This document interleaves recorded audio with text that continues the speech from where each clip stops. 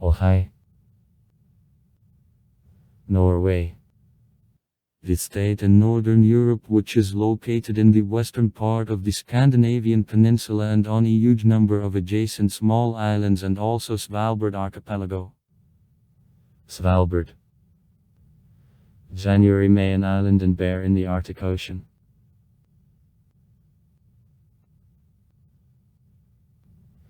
The overseas territory of Norway is the island of Bouv in the southern part of the Atlantic Ocean. Also Norway applies for the territories in Antarctic getting under operation of the Convention of 1961, Peter I Island and Queen Maud Land.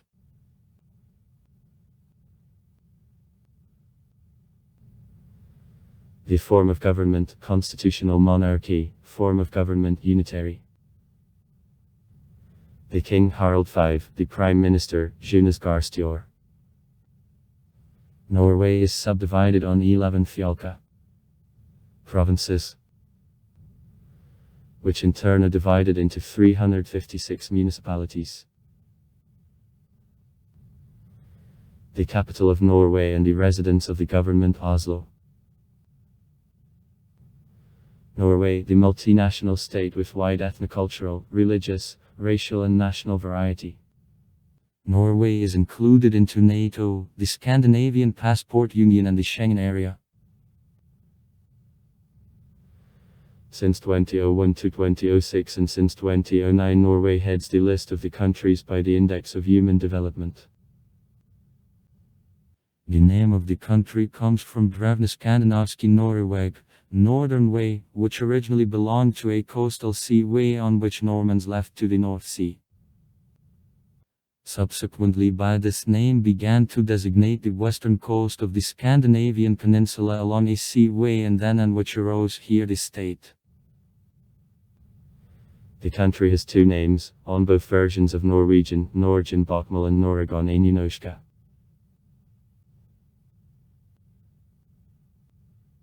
The mainland of Norway is located between 57 and 72 northern latitudes, both 4 and 31 east longitude, and stretches for 1770 km. Her territory extends a narrow strip, the widest part less than 420 km, along the northwest coast of the Scandinavian peninsula and includes all islands and rocks which are in her territorial waters.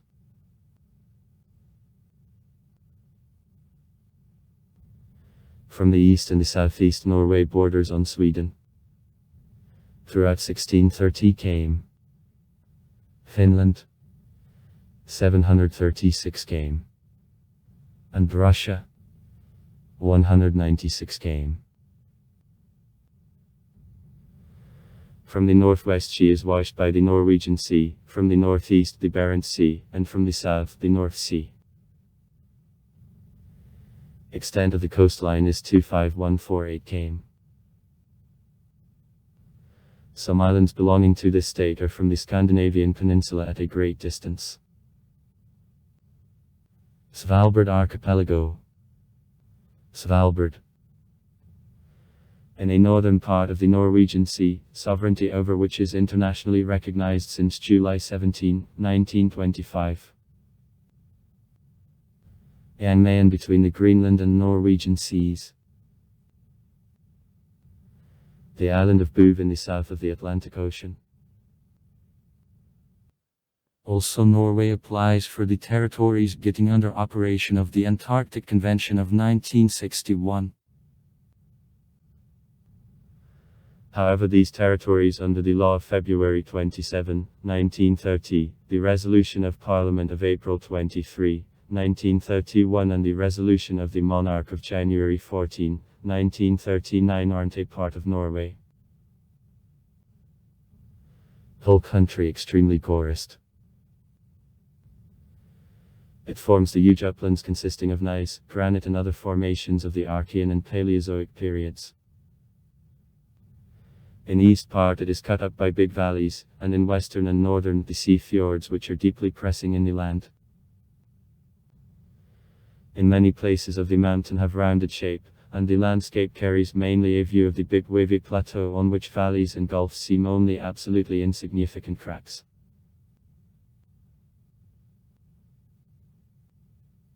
From all space occupied by the country, 39000 km. Higher than 1000 m above sea level, 91000 km lie.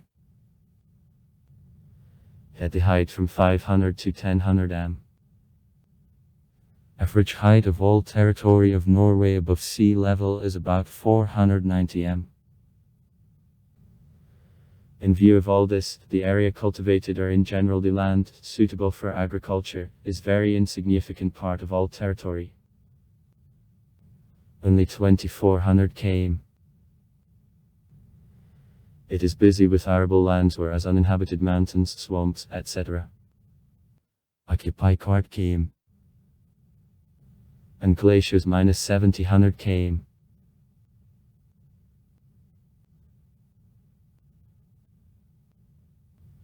The most northern area of Norway is called Finnmark. Also see Barents region,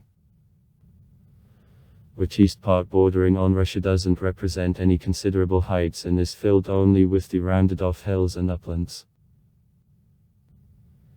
It is washed by rough waves of the Arctic Ocean.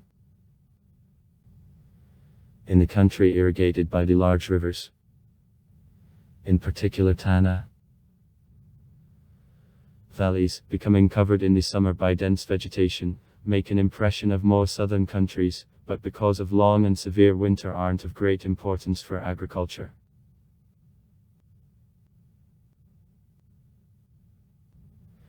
To the west from Nordkapp mountains take almost absolutely flat form, and at the height of 200-400 m go down almost steeply to the sea. Here too there are considerable rivers, and first of all the wide river Eviola. Like the river Tana, known already whole centuries, the great catching of salmons. On coast of this river the fertile area carrying the same name with wonderful forests and well-processed fields lies. It is the most northern point where grow up a rye. While east part of Finnmark with the large fjords, Ethane to Laxa, Porsanger and Varinger or Varangian, isn't protected at all from the sea by some islands, from Nordkapp a number of the islands covering coast of Norway from the sea and representing line, characteristic of Norway, in the orographical relation begins. Most close or more large islands lie, as Mashriwi with Nordkapp, etc.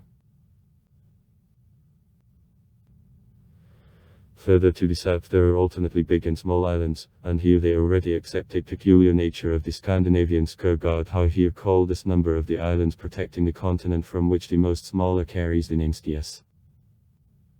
Or Sure.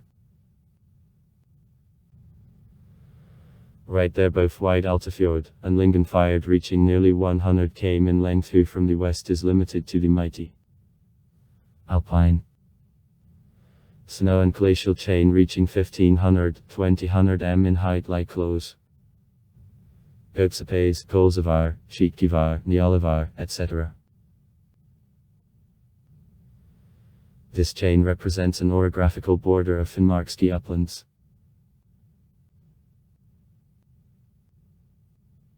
The so-called northern country of Nordland, which political borders almost coincide with geographical, begins with Lyngen.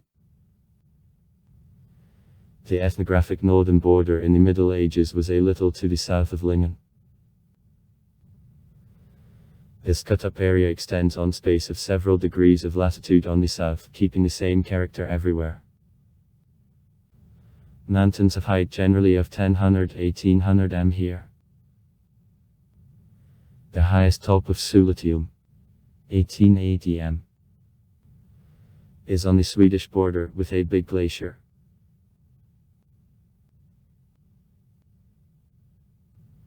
Closer to the coast the big glacier Svartisen lies. Svartisen, 65 km of length, more than 1000 km. 1097 m of height. Only the western slope of the mountain belongs to Norway, other part, on that side of the highest ridge, Swedish. From internal corners of sea gulfs the border of the kingdom passes in places in only 20, 30 km, and in one place, even in 15 km. The major fjords on this coast are Bals, lower than Lingen, Melangen, Ofoten, Salten, Ran, Vefsn. Before the continent, numerous and generally large mountainous islands are located. To the north of Odd is the big group of the islands of Vesterålen, from which the group of the islands of Lofoten far puts out to sea lies.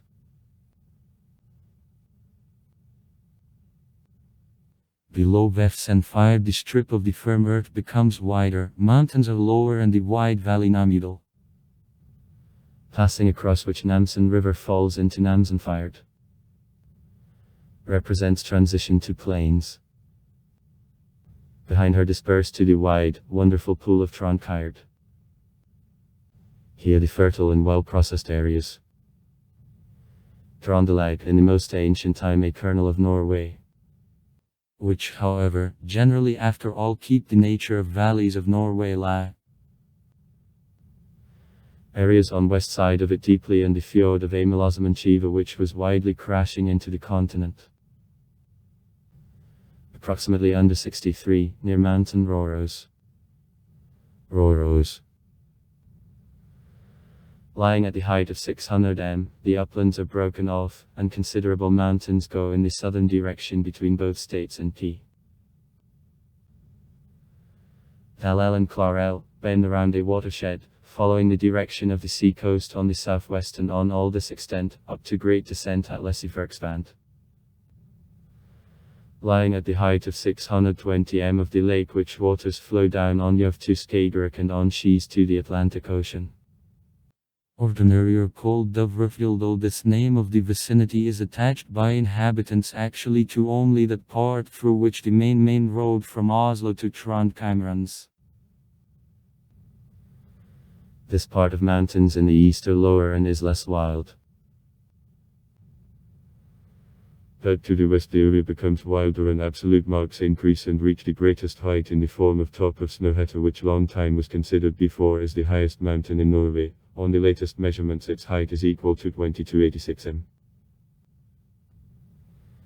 The northern spur of Dovrefjord is quite big and is crossed by two big valleys, Orkdal and Guldal. To the west, going from Snøhetta Driva Siandal, which vicinities represent transition from Triondalaga to the western, coastal device of a surface forms the valley.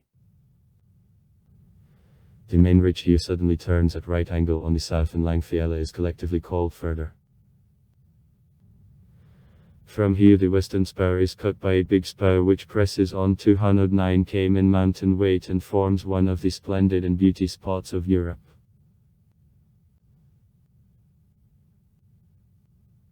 Then to the south of Trondheim there is Danviksfjord and Sundalsfjord, with remarkably majestic look, and Romsdalsfjord, surrounded with the charming alpine area whose most internal spur accepts in itself waters of the river of Rama proceeding through the severe and wild Romsdalske valley.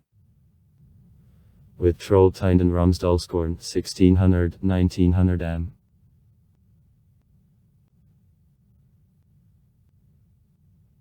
Then there is a complex system of fjords of the area of Sianjord, surrounded with mountains which height reaches 1500-2300 m. And islands differ in wild character here. To the south Nordfjord, separated by the long ridge which terminates in the Cape Stad, lies. Certain side gulfs of this fjord differ in special wildness, while Fordefjord and Dalsfjord in the southern part of Sundfjord are less majestic and wild.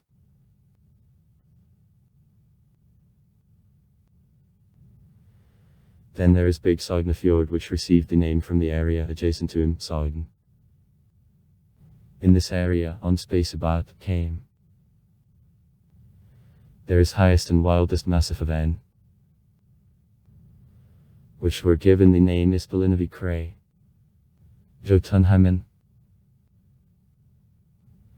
Here the average height of uplands on which sharp teeth of rocks rise reaches nearly 1300 m.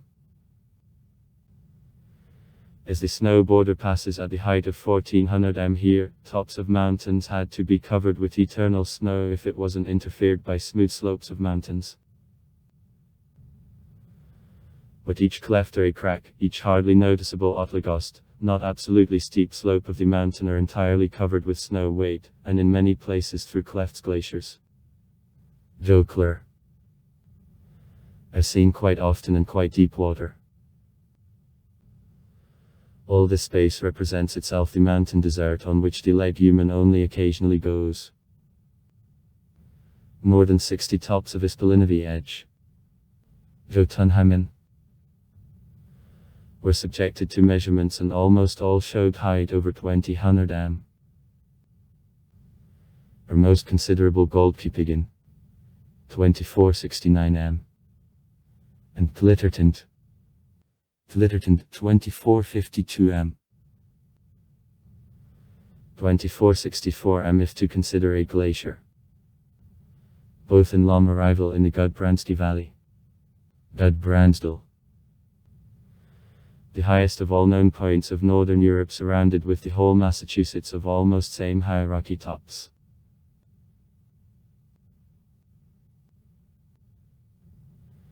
In the western part of the Ispalinovi region, Jotunheimen, the group of lascivious children towers.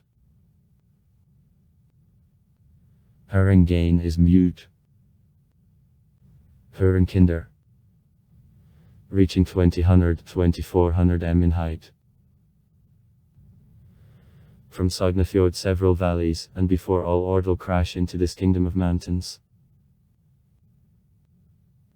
Ardal, extremely wild, rocky valley which inhabitants are constantly threatened by avalanches.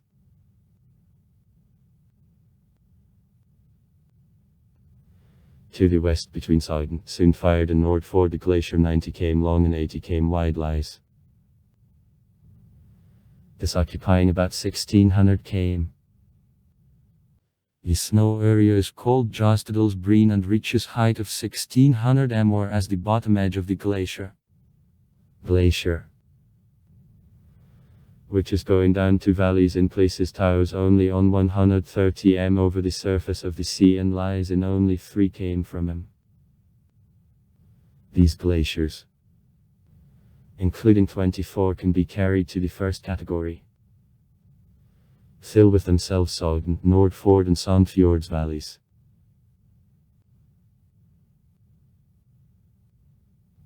To the south from Jotunheimen, Jotunheimen, there is an internal plateau with the numerous high tops rising over him under the name Filefjell. Sognefjord is divided into several smaller gulfs, from which especially Nærøyfjord and Rafjord, Fjellandsjord and Listerfjord differ in grandeur of the surrounding nature.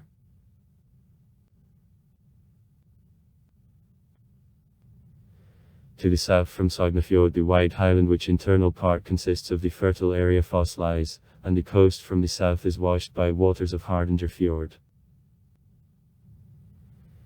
The places lying on the coast of this fjord are called Hardangera and have the same character, as well as Sogn. In this country the big tableland carrying the name Hardangervidda, limited from the north to a glacier Hardangerjakulan and high Stenubrazny rocks of Hollingskarven lies. It occupies space in 15,000 km.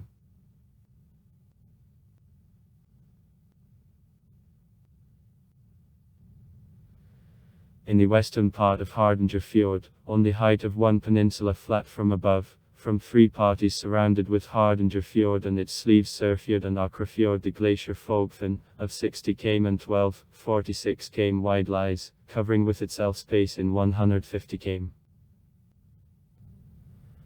And representing a majestic show from the sea. His highest points reach 1654 m, the lower bound of eternal ice is very different height, from 300 to 1000 m.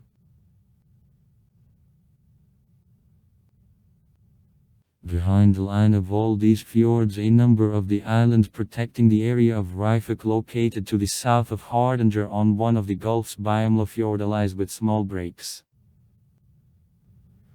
Reifik generally is lower than Hardanger, but at its coast in Lysfjord one of the most terrible reefs of the Norwegian coast lies.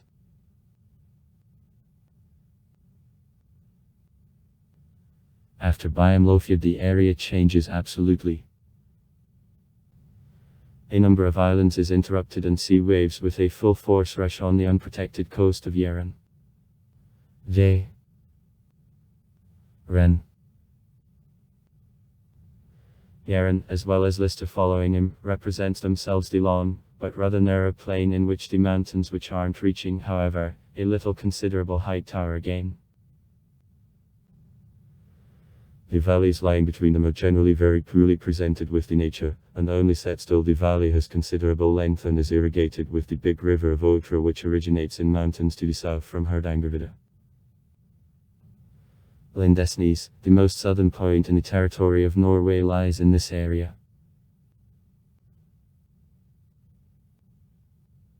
To the east from here a number of the islands protecting the land, whereas mountains continue to remain low and naked for a long time, has started over again. These higher plateaus are cold and any of them doesn't rise higher than 1500 am. Gradually this number of tablelands passes into the broken off Telemark Mountains, forming kind of the confused mountain knot in which the isolated Kongosta mountain reaching height of 1890 m rises. Between mountains the big valleys filled with the rivers, small rivers and lakes extend diversely. Mana, one of these rivers, forms in the current the Big Rajukan Falls, 245 height.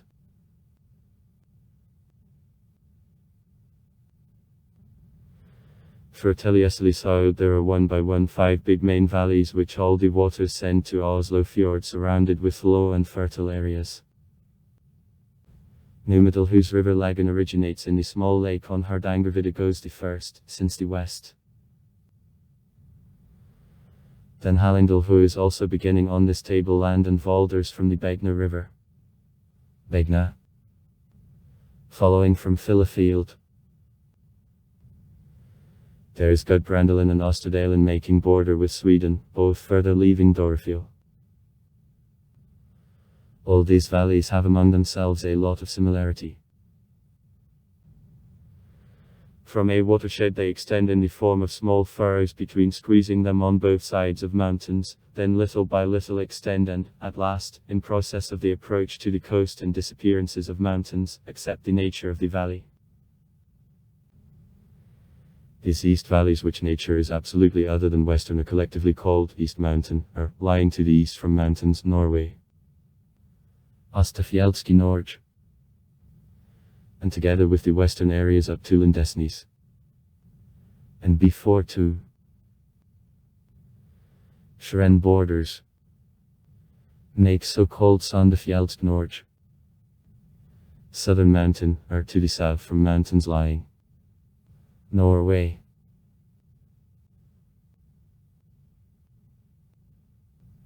Other parts.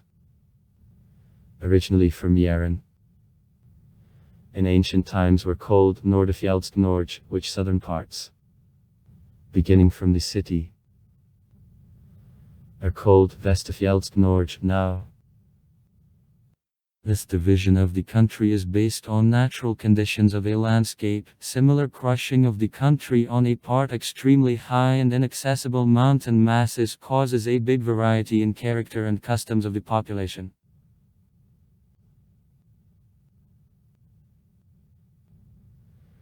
In the southern mountain Norway, the rivers, from which the biggest Glomma in Østerdalen, have considerable length and form often big lakes which, however, should be considered only expansions of the bed of the river.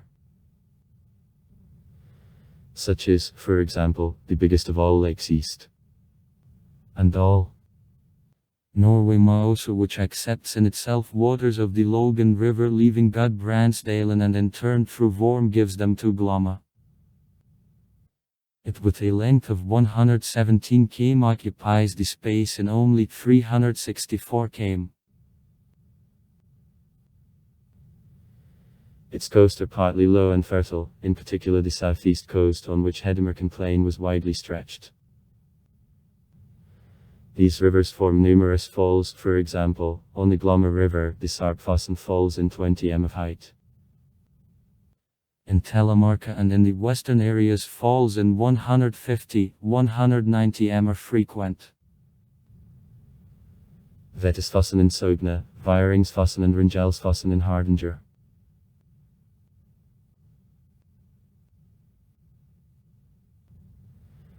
The population of Norway minus 5,265,158 people. July 2016 assessment. Is one of the least inhabited countries of Europe. Population density makes 16 people/km. However, accommodation of the population extremely uneven. Over 1/5 population are concentrated on the south of Norway, on a narrow coastal strip around Oslo Fjord. 1/ and Trondheimsfjorda. More than 80% of the population are concentrated in the southern, western and east Norway, and in the last, nearly a half. Urban population minus 78%, including over 1/5 in capital agglomeration. The city area is understood as such settlements which have the population more than 200 people and consist of the houses removed from each other on the distance which isn't exceeding 50 meters. Near Oslo Fjord, about a third of the population of the country, therefore it is the region with its greatest density minus 1404 people/km is concentrated. And 673,469 people live in actually city agglomeration of Oslo. As of January 1, 2018. Other large cities: Bergen, Trondheim, Stavanger, Kristiansand, Fredrikstad, Tromsø and Drammen.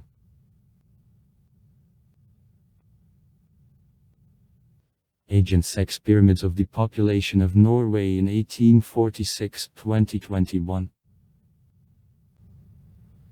The population of the Norwegian origin is represented in color, foreign grey color. In Norway, the able-bodied population aged from 16 up to 67 years prevails. The superiority in strength of men is small and is replaced by prevalence of women from 55-59 years. This factor is characteristic of a number of the northern states.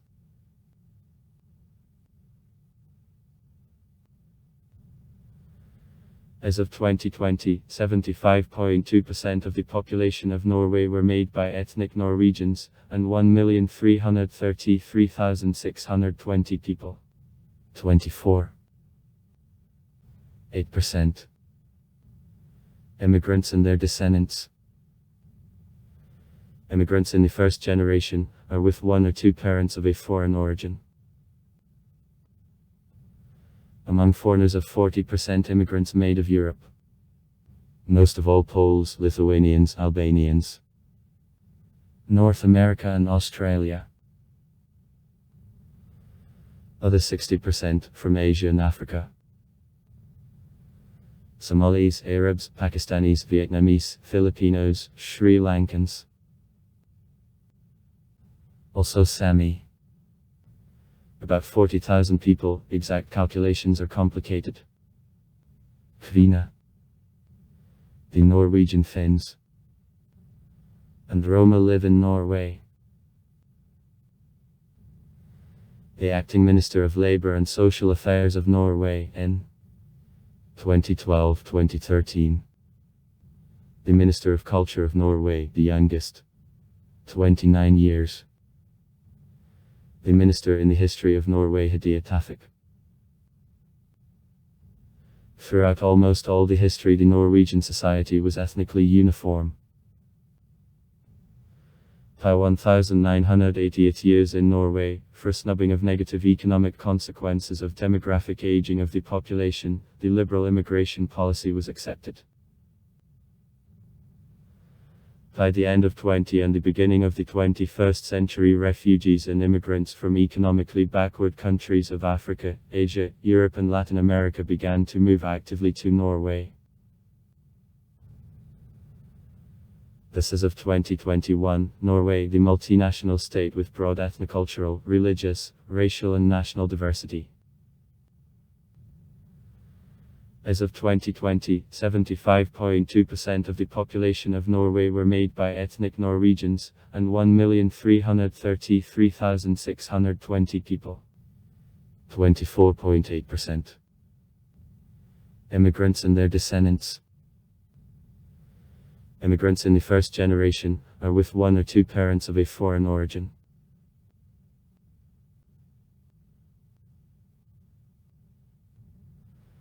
Big inflow of migrants is observed in northern provinces, that it is connected with the policy of the government on attraction to these regions of labor, adverse from the climatic point of view. The balance of migration is positive in spite of the fact that the number of emigrants increases every year and in 2010 reached a point in 31506 people.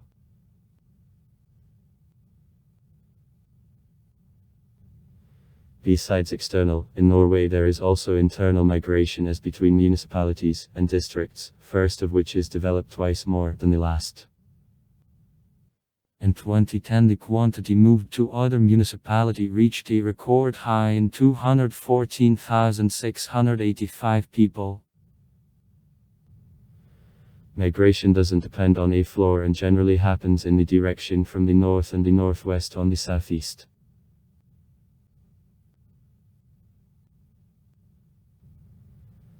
The Pakistani Norwegians, the biggest non-European minority in Norway. Most of 32700 Norwegians of the Pakistani origin live in Oslo and its vicinities. The number of immigrants from Iraq and Somalia in recent years considerably increased. After expansion of the EU in 2004, the wave of immigrants arrived from Central and Northern Europe, especially from Poland, Sweden and Lithuania. The most quickly growing groups of immigrants in 2011 in absolute expression were from Poland, Lithuania and Sweden.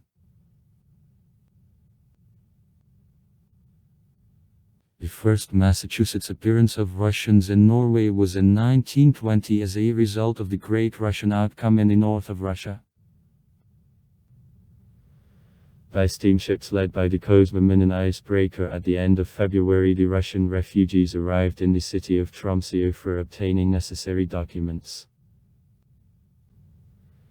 At the beginning of March, the government of Norway allocated for them the camp-in location of barracks near the city of Trondheim, around the modern airport. In the summer of 1920 the camp was closed, and refugees were partially moved to other camp near the city of Lillehammer, partially dissipated over the country.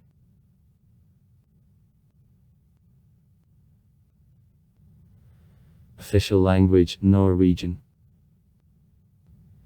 In a number of Troms and Finnmark's communes the status, equal with him, has Lappish.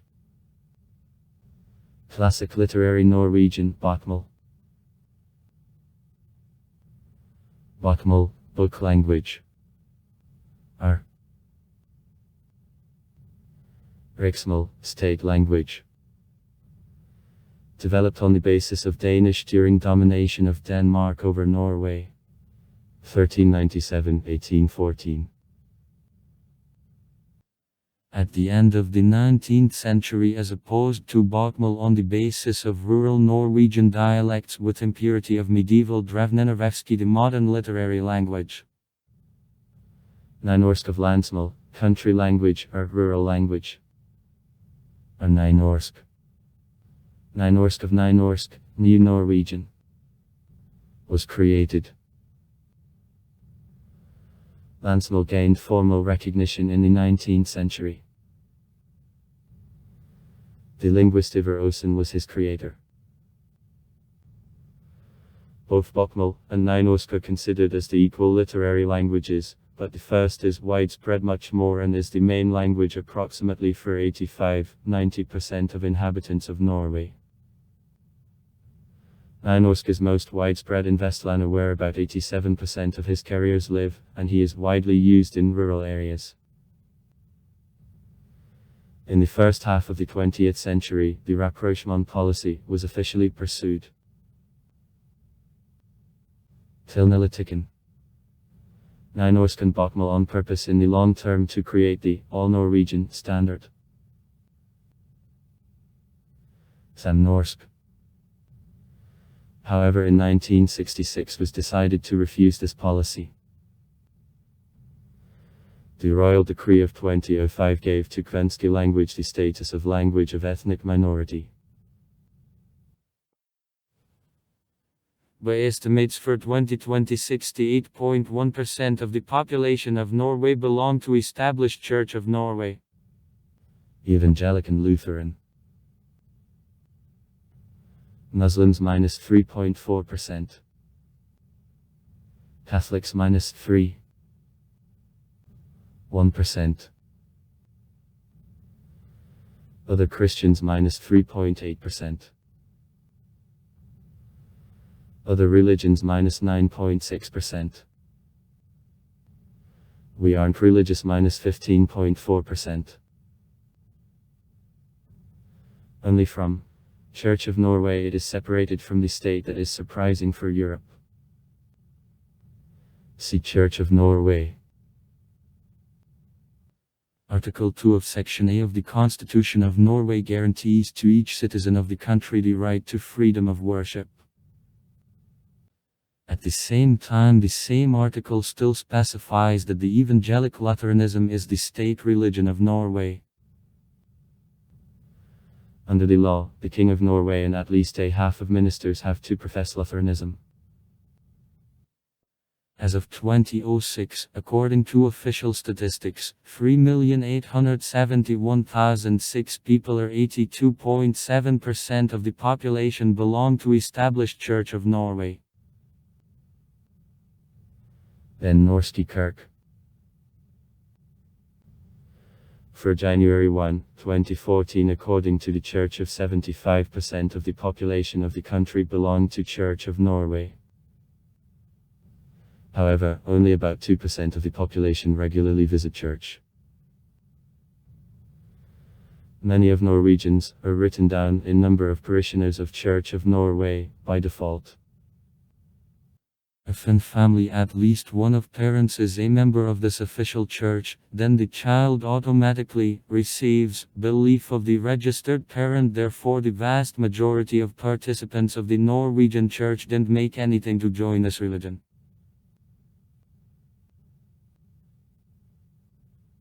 According to the Research Center Butte Research Center in 2010, 4.21 million Christians who made 86.2% of the population of this country lived in Norway. The Encyclopedia World Religions by J. Shi. Nelson estimates a share of Christians in 2010 at 91.4%. 4.37 million believers.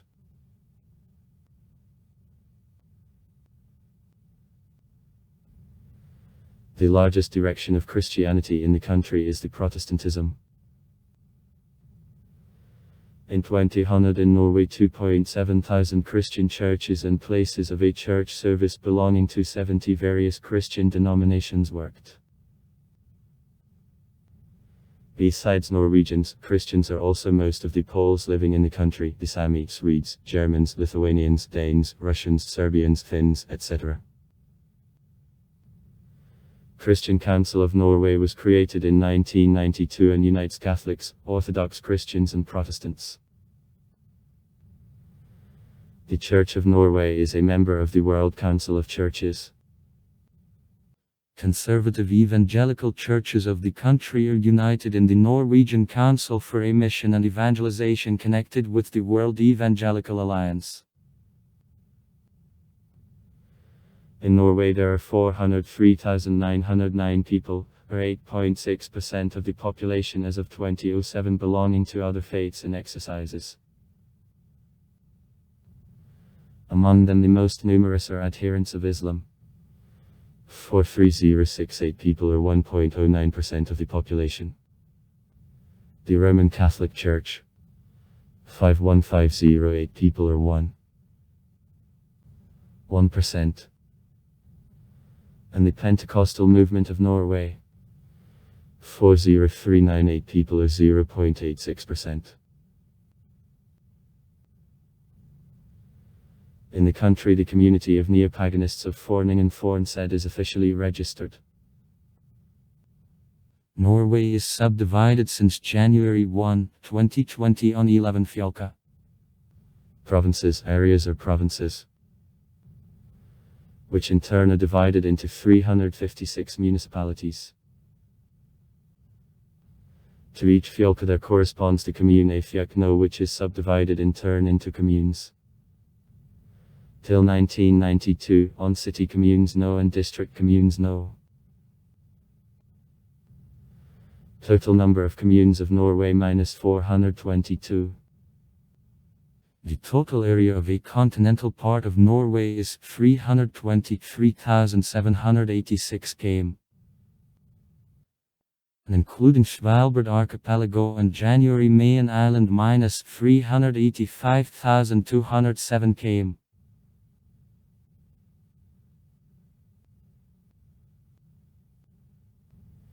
The king is presented to provinces by the governor no. Representative bodies of provinces, provincial meetings no. Early amtsting.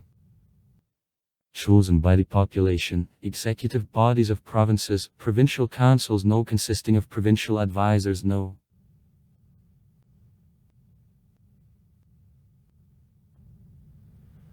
Representative bodies of the cities, the city boards elected by the population, executive bodies of the cities, city councils no. Till 1922 magistrates. Consisting of the burgomaster and ratman, each of which consists of advisors. Till 1938 burgomasters.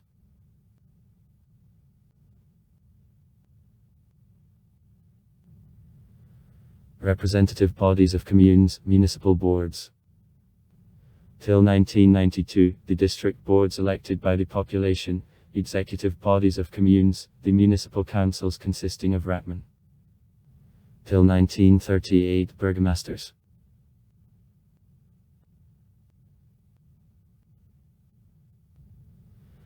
Overseas territories of Norway aren't among provinces and aren't divided into communes. Svalbard archipelago. Svalbard. With the administrative center in Longyear and also January Mayan Island are possession of Norway. Control of Jan Mayen is exercised by Nerland's administration. The island of Bouv is the dependent territory of Norway. Peter Island and Queen Maud Land in Antarctica, a territorial claim for which is made by Norway, are also among her the dependent territories.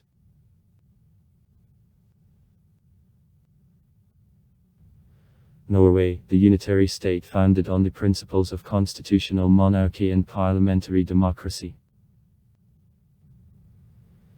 The Constitution of 1814 with a number of the latest amendments and additions works in the country. The king is a head of state and executive power. The King of Norway since 1991 is Harald V.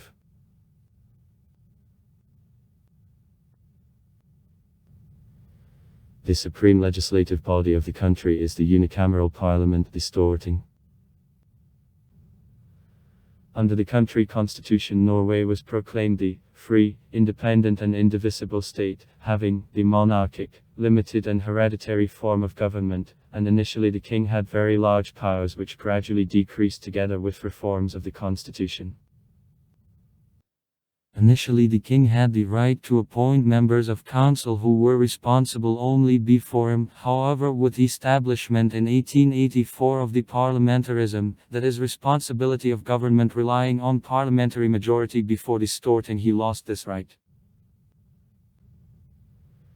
Establishment of such order was very long, The foundation was laid in 1859 by introduction of the Bill of Assumption of Members of the Government to meetings of the Storting with advisory capacity, and was complicated by inter-party contradictions between Venstre and Higher, which won against the left forces. These year's two main political forces were finally created as nationwide, with the representation in Parliament. The victory of the left forces led to their coming to power, to the split which followed it in connection with disagreements in programs of carrying out reforms.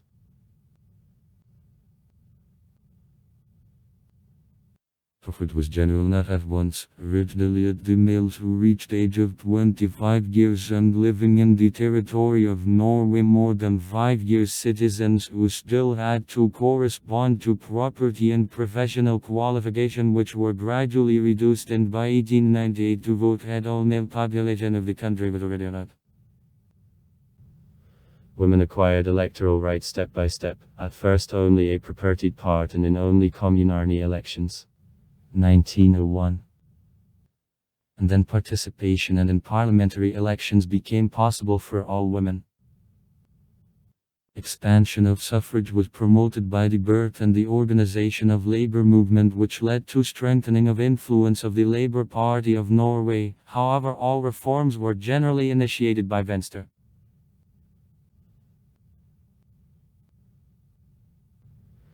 Before this establishment in May 2012, the king and at least a half of the state council were obliged to profess Lutheranism, and only the last had the rights to discuss the issues concerning established church. The king is a symbol of the Norwegian nation. He delegates the real power to the state council. And though according to the current version of the constitution he still has quite large powers, they have purely ceremonial character. The power of the king isn't considered as an anachronism, therefore the role of Republican forces in a party range is extremely small, though they in them are presented and are even constituted in new parties as, for example, the Norwegian Republican Alliance.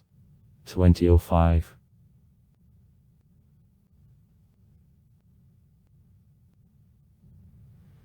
The highest legislature in the country belongs to Parliament, to the Storting, consisting of 169 deputies.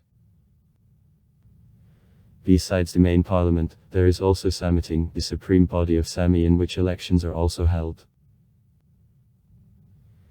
The main objectives of the Storting are already mentioned: control over work of the government, adoption of the budget, and the publication of laws. For simplification of the organization of work, deputies unite in fractions, membership in which is optional, that is one of manifestations of lack of the imperative mandate. The Storting is elected every 4 years by a universal democratic ballot on a proportional electoral system. The parliament is divided into two chambers, top and lower, Lighting and Odelsting, but in practice this division became a mere formality and was cancelled on February 20, 2007 to cease to work from the following structure of the Storting after elections of 2009.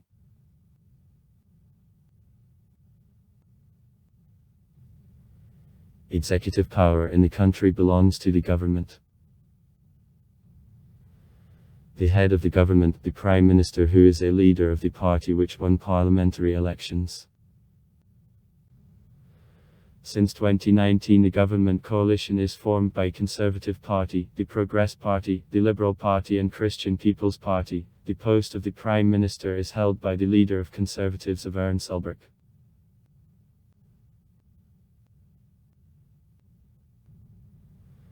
The highest judicial authority, the Supreme Court of Norway, founded in 1815, consists of 20 judges, courts of the Court of Appeal, courts of Zakonogoverito No. In 1797-1936, the Supreme Courts overret courts of first instance, courts of Ting No, till 2002 district courts No. And city courts No, court for an impeachment, the National Court.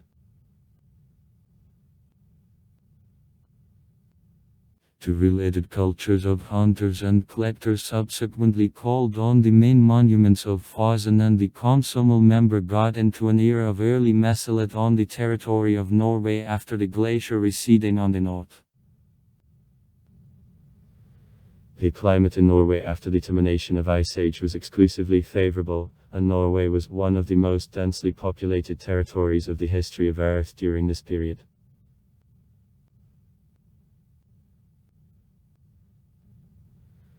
In the period of the Neolithic in the south of Norway there was megalithic, presumably Doindovski culture of funnel-shaped cups, and in the east the culture of Yamachno edge ceramics. The last was presumably Finno-Ugric. The ancestors of modern Norwegians who pushed aside the Finnish tribes to the north belonged to the certain old German tribe, related to Thanes, to Uta and Angla. Up to the end it isn't found out, Norway how exactly became populated. According to one of versions, Norway became populated from the north, but then settlers located on the west bank and in the center. Some historians, on the contrary, assume that settling happened from the south on the north, the opinion confirmed by archaeological excavations. It is possible even that settling happened at once from several parties as tribes of immigrants very quickly extended across the territory of Norway. It is authentically known that the very first people came to Norway more than 100,000 years ago, having located near the village de Komsomol member in Finnmark and Fosna in Nærmøy. These places gave the name to the first Norwegian cultures of hunters and collectors. According to sagas, Norwegians occupied area from the southern part of the Gulf Vik to Trondheim. The former name Nidaros. But as Gotha and Swedes had no centralized power, the population broke up to 20-30 separate groups called Vik people. Each fiak had the king for the purpose of creation of the uniform state, several fiak connected in one general meeting ting. Ting was convoked in a certain place, and at him there were all free members of society, but affairs were conducted by the representatives appointed each king separately who made the supreme meeting, or the supreme court. In ranks of representatives the faces dependent on the king weren't allowed.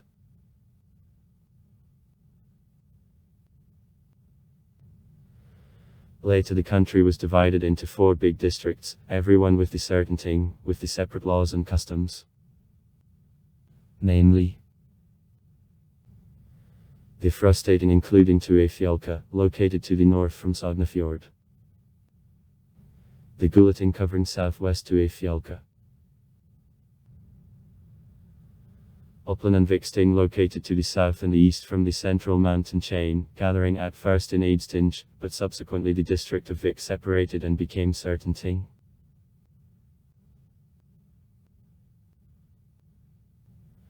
In Ifjak there was a division into hundreds. Herod. Hersur holding this position under the law of succession was at the head of Herod. It managed civil and religious cases of the district. The kings carrying the name Ingeling were considered occurring from God and were representatives of Fjak in foreign affairs and leaders of troops during wars, but their rights were defined by their personal qualities and the amount of their personal possession. The most important issues were solved by the people on Ting.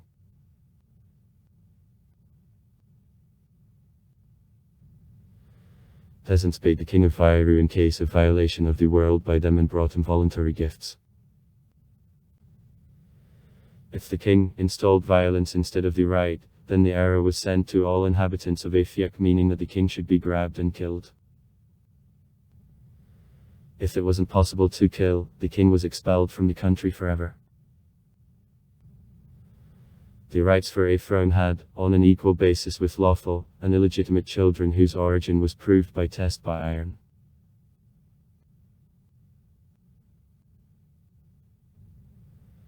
Drevnanevsky society consisted, thus, of 2 states. Princes and free, or peasants. Not free people, or slaves whom they treated, however, not severely, were in strict dependence on them. It were mostly captives. Two free estates didn't make separate castes. The rank of the peasant was considered as honorable. Revenues to service to the king were considered as shameful for peasants and were imposed in certain cases in the form of punishment.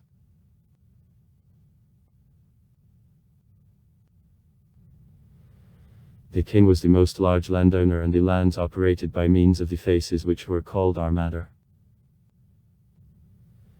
At court of the king there lived a group of soldiers, herdmen. They were depending on the king, though used full personal liberty. Wars, extortionate attacks, military exercises and hunting were occupations of combatants. They suited feasts at which there were also women, liked to have fun, but at the same time were eager to die heroic death.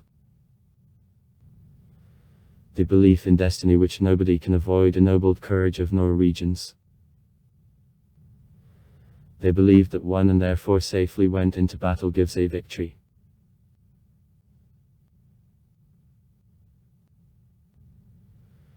In connection with scarcity of the soil, with thirst of glory and enrichment, the passion to expeditions to others' lands, so in the 8th century Norwegians began to direct horror at neighboring countries, the attacks increased. When at the end of the 9th century in Norway the extensive states which kings constrained freedom of certain districts, number going to long voyages even more began to be formed increased. Kings were sometimes led in a campaign for gains or robbery, wishing to glorify the name. Only those expeditions which were undertaken under the command of princes who were called sea kings were called honorable. Two periods of expeditions of Vikings differ. In the first, Norwegians swim for the sea small groups, attack only coast and islands and leave home at approach of winter. In the second period they gather big troops, come far from the coast, remain for the winter in the country which is plundered, seize her, build strengthenings there, settle in them. This period begins in some of visited by Vikings lands earlier, in others later, in Ireland in 835, in the mouth of Loire, about the same time, in England and on lower reaches of Seine, in 851.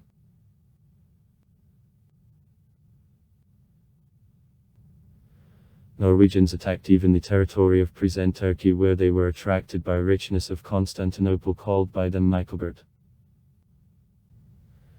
At the end of the 9th century Norway rallied in one kingdom, and, since then there are more authentic data on her destiny. On the west bank of Vik, present Christiansfjord, there was a small Vesterfjord area operated by descendants of kings who, according to the national legend, reigned once in Uppsala. The first king Vesterfjord who left about himself memory was Halvdan Shioni, who, partly thanks to family relations, partly by gains, attached to the kingdom all areas near the top extremity of the gulf and the countries stretching inside to the Lake Misen. Halvdan early died, having left the 10-year-old son, Harald. OK 860. The last continued the business begun by the father, subordinating to the power of the next Jarl and kings and establishing autocracy in Norway. He achieved success, but proud ancestors reluctantly submitted to the king to whom they were equal before. Very many noblemen were expelled by Harald for resistance to him and floated to look for new lands. After all, the area lying to the south from Sognefjord was subordinated. Her leaders brought together considerable army, but cruel fight at Havsgårda was won by Harald. 872. Harald made a full revolution in an economic and social order of the country. The Massachusetts of old liberties dissatisfied with destruction left to Iceland, to the Shetland, Gabritski and Orkney Islands. From there they often made attacks on coast of Norway, but Harald defeated them and put the Norwegian Jarl on islands. Harald at the end of life changed the principle of autocracy. He divided the country between the sons, having allocated to everyone on the kingdom, and gave to descendants of the female line on the county together with a title of a jarl. Only 16 kingdoms between which communication Harald thought were formed to keep, having declared the eldest son Eric the senior king. Harald was still alive when Eric made attempt to approve again uniform monarchy and got a nickname the Bloody Poleaxe for destruction of brothers. His severe, tyrannical character promoted revival of the reaction excited by strict management of Harald. In a year of death of the last, 934. His younger son Hakon Dobry, born from the slave and given on education to Æthelstan English, returned to Norway from England. Håkon was chosen as the king after he solemnly promised peasants to restore their ancient rights and to return them patrimonial lands. Eric was forced to flee to England. Hakon Dobry kept the promises made by him. Baptized at court of Æthelstan, Hakon made attempt to install Christianity in Norway, but peasants sharply refused and persistently insisted on that the king steadily performed pagan rites, so between him and the people there was nearly a gap. Hakon died in fight at Fitjar, after which the power passed to Eric's son of the Bloody Poleaxe, Harald II, and then became dependent on kings of Denmark.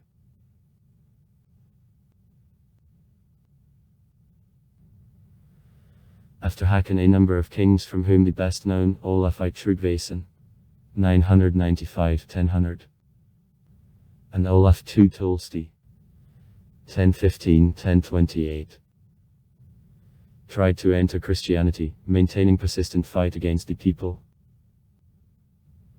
Thanks to the personal qualities, Olaf Tryggvason became the favorite hero of the Norwegian history. Olaf II Tolsti, nicknamed on death the Saint and who is considered as the boss of Norway, was Harald Prekrasnalis's great-great-grandson. He connected all Norway under the power, built up Nidaros based by Olaf Tryggvason and then destroyed, and made of him the state capital. He was a zealous Christian. Century resistance of the people to new belief was suppressed. Having approved Christianity, Olaf changed laws of the country according to new living conditions and made the church code. The powerful childbirth using at his ancestors' full independence had to obey him. He destroyed heredity of positions of lendermen and verzer. Even the rank of jarl was destroyed. Jarl began to call the closest assistant to the king in the war and in peacetime. Other kings of Jarl entered fight against the royalty and received enormous value that most often happened in the early childhood of kings. The next kings, Swedish and Danish, took great pain to harm the king Norwegian. Though the king Swedish Olaf Ljubomir was forced to reconcile, eventually, with him at insistence of the peasants and even to give for him the daughter, but Knud Datski constantly made horny against him mutinies and supported insurgents. Olaf used Knud's departure to Rome to attack his state, but Knud, having returned, banished enemies and next year itself floated to Norway. The people, angry against Olaf for his willful management, swore to Knud. Olaf was forced to run and found a shelter at Yaroslav in Kievan Rus. In 1029 he brought together army and floated to Norway, but at Sklastad he was met by the Norwegian army, 3 times more numerous, and he was killed. Knud appointed the deputy in Norway the son Sven. But intolerable oppressions which Norwegians had to suffer under the Danish yoke made horny their irritation, and all with a bitter regret remembered Olaf. Those people who killed Olaf brought his 10-year-old son Magnus from Russia and proclaimed him the king. Sven fled to Denmark, with which the contract was signed. Magnus had to become the king of Denmark after Hardik Knud's death. When the last died, Magnus's power was really recognized in Denmark. He appointed the deputy Sven, but in a year Sven refused to him obedience.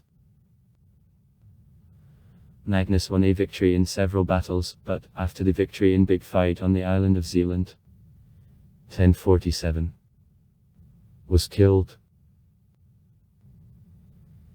His successor, Harald Sarai, waged incessant wars with Danes. He was called by a northern lightning the blighter of the Danish islands. He was fond of hope to conquer England, floated there and died. After that there came more peaceful reign of Olaf Spokane, who ruled in peace Norway 27 years. In his board Norway reached considerable welfare. After Olaf's death in 1095, Norway was divided into two states again, and intestine wars began again until one of kings, Magnus Barfod, became the sovereign of the united Norway again. He made expeditions to other countries, conquered Gabritskaya and Orkutskaya Islands and the English Isle of Man, and fell in Ireland in 1103. To him sons inherited it, Eric and Sigurd. The first wise management promoted peaceful accession to Norway of new areas. Sigurd opposite to that built churches, monasteries and tea. I differed in brave and easy spirit of ancient Vikings. In 1107-1111 he undertook a crusade to Street Earth and returned with a set of the stolen treasures. In Jerusalem he undertook suit before the Patriarch in Norway Episcopacy and to establish churchtide, as was executed by him. After his death, 1130, the long period of internal wars begins. The state was sometimes shattered between several sovereigns, sometimes connected under the power of one. The clergy managed to use the time of troubles to expand the rights and privileges. It considerably weakened the royalty, which in Norway could never receive such great value as in other Europe, because the rights of the Norwegian people were very extensive, and it persistently defended them, being protected from any attempts to subordinate him. The aristocracy Norwegian more and more moved away from the people, and after introduction of Christianity began to approach clergy, aspiring in total with him, to concentrate country government in the hands. In 1161, in Håkon II Skjæretoppelchigo's reign, Norway was visited by the papal legate, who forced to recognize prohibition of marriages of priests and entered different other reforms. In Bergen he spread on reign of the 8-year-old Magnus, elected the king in 1162. Magnus occurred from Harald Procrastinality on mother. Church, having consecrated his laws of succession, I gave the chance to a number of descendants of royal daughters to show claims on the Norwegian throne.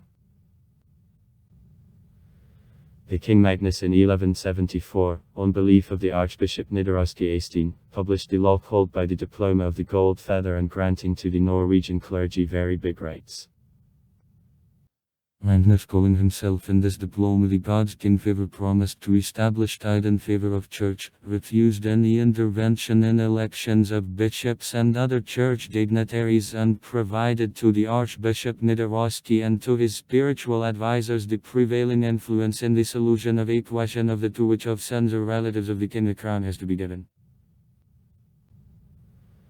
This appointment of the King People's Assembly was replaced in Norway with influence of clergy and coronation. It was explained by the fact that each king received Norway kind of in a flax from street. Olaf. The people couldn't take out such violation of the rights quietly, and rose under Eystein's leadership of Mol, calling itself the grandson of one of the Norwegian kings, Harald. There was a fight between two parties, from which one was called Berezanago, Berkbiner, and another Krivoheslova, Bagler, from a curved episcopal staff. Berezanagy opposed to expansion of the rights of clergy and asserted the rights of the people, and Krivoheslovi were clericals. Fight continued more century and caused a number of revolutions. Birkebeiner were already close to death when at the head of them there was the former priest Sverrir, the Icelander by origin, giving himself for the son of the king Sigurd Mons. In 1184 Magnus was killed, and Sverrir is elected the king. His reign is a new era in the history of Norway. He struck resolute blow to both allies, clergy and the aristocracy, and approved democratic principles on which the Norwegian state leaned. He destroyed power of nobility, having appointed for country government of the new faces depending only on him. Titles remained, but they represented now no more as an empty phrase. It destroyed also prevalence of clergy on the ground that the king receives the rank from God and dominates over all the citizens. The clergy rose against it. The father Innocenty III separated him from church. All bishops left Norway, but Sverrir remained as unshakable. If he didn't manage to finish centralization business, then only because he had to fight all the time, not only against internal, but also with external enemies. Fight continued also after his death. 1202. Both at his son Håkon III, and during the interregnum period which came behind that, when Birkebeiner appointed one king, and spiritual party another, while the collateral grandson Sverrir, Håkon, wasn't recognized as the king. Both parties at a meeting in Bergen at which were present the highest clergy, jarl and peasants. There came for Norway the period of peaceful development.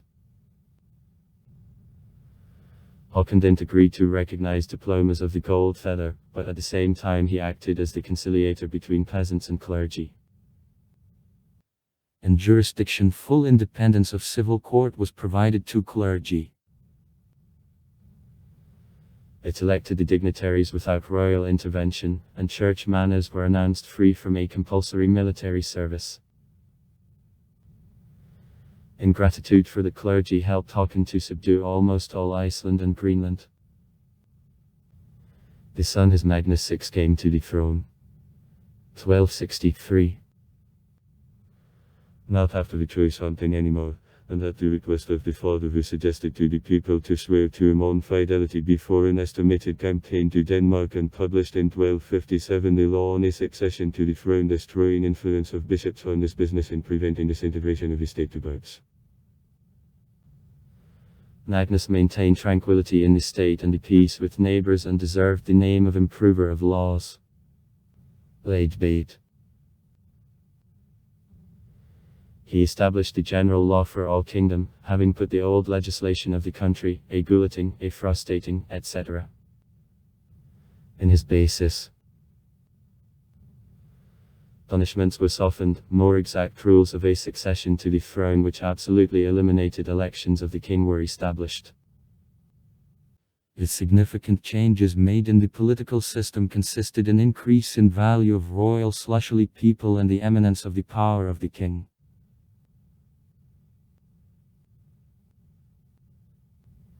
The Koning Håkon V Sveito, 1319. Destroyed absolutely a rank of lendermen, without having encountered any resistance. Lendermænd stopped being leaders of the people, representing only large free landowners. Norway remained a country of peasants, small landowners. Håkon died without male successors, and as on mother the juvenile Swedish king Magnus Eriksson was Håkon's grandson, Norwegians elected him the king. The throne of Norway passed into the Swedish line, and both countries kept the laws and the supreme councils. In Norway there were 4 local councils, Orating, and 1 the general, gathering mostly in Bergen. Larger cities had own self-government.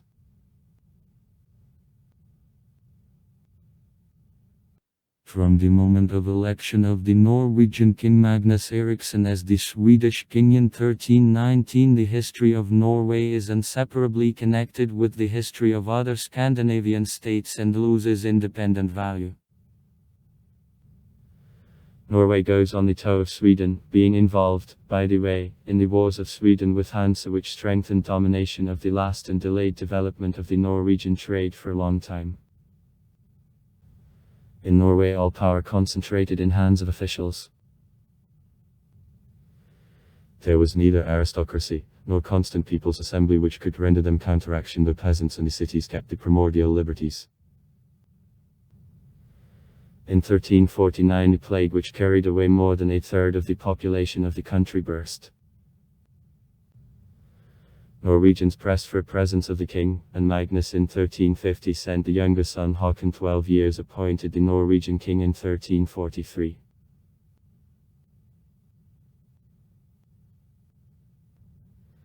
In 1376 the Danish State Council, after the termination of the male line of the reigning dynasty, chose as the king of 6-year-old Olaf, the son Håkon Magnusson, and the wife of his Dane Margarita, and Margarita was appointed the regent. After that, Hansa recognized as the Danish king of Olaf Håkonsson. When Håkon Magnusson died in 1380, Margarita Datskaya was recognized as well as the Norwegian regent. But her power in Denmark and Norway was very weak. In 1387, 17-year-old Olaf died, and both Danish and Norwegian diets elected Margarita the queen, and in 1388 and Swedes elected her the Queen Swedish. Thus, all three Scandinavian states connected in one.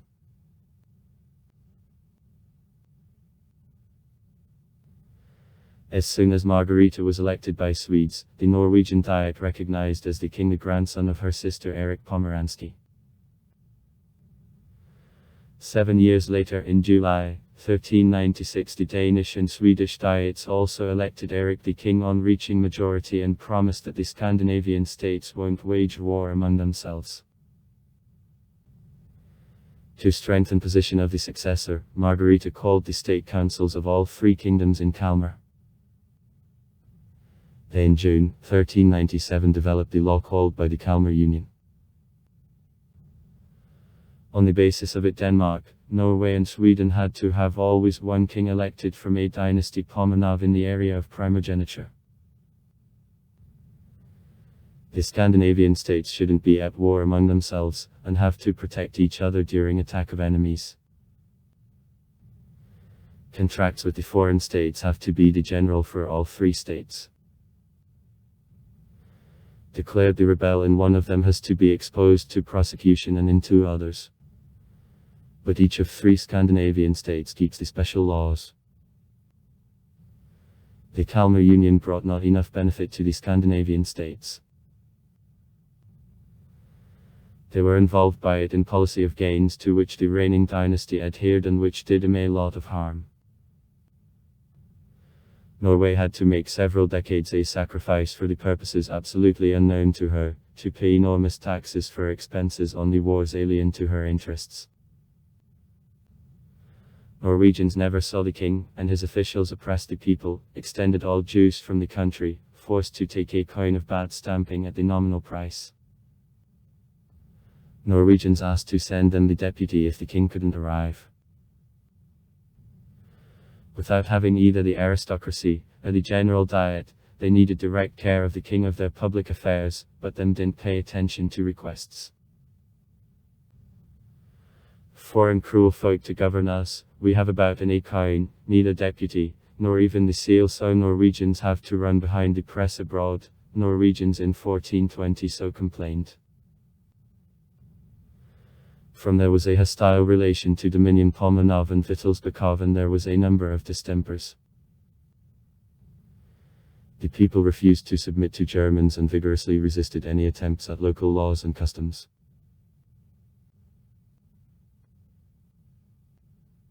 Distempers in Denmark gave to Norwegians the chance to defend the independence and to turn the union into personal and equal.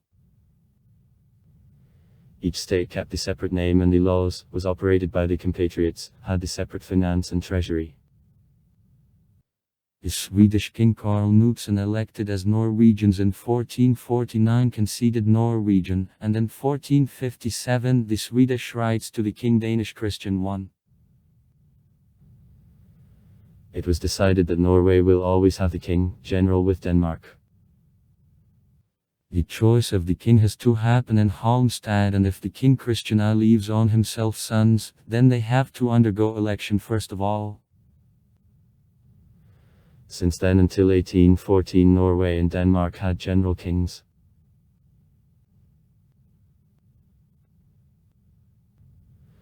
Within all the 15th century until 1536 when liberties of Norway were finally suppressed, Norwegians didn't cease to worry and be indignant against any infringement of their rights.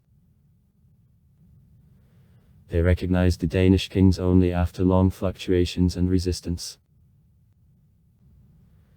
Especially that circumstance that the most important and their ancient colonies, the Orkney and Shetland Islands, were without the permission pawned by Christian I in 1468 to the Scottish king revolted Norwegians, and since then weren't redeemed, so remained in possession of Scotland. Constantly there were armed revolts against Danes.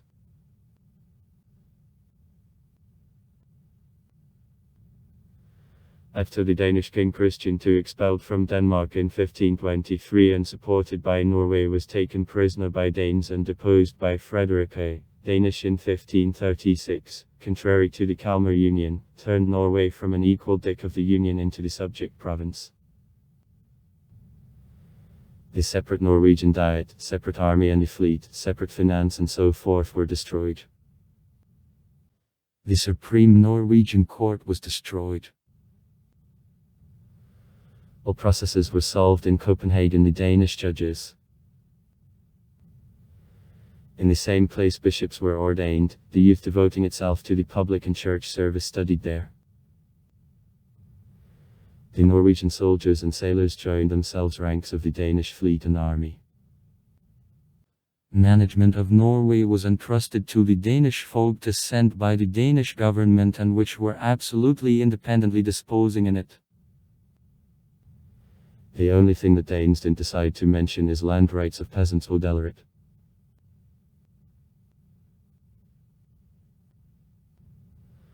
Loss of political independence worked in an oppressing way on development of Norway. It kind of froze, in particular after Reformation, which was entered in Norway in almost same violent ways, as well as Christianity. Trade of Norway was destroyed by all-powerful Hansa. The industry didn't develop.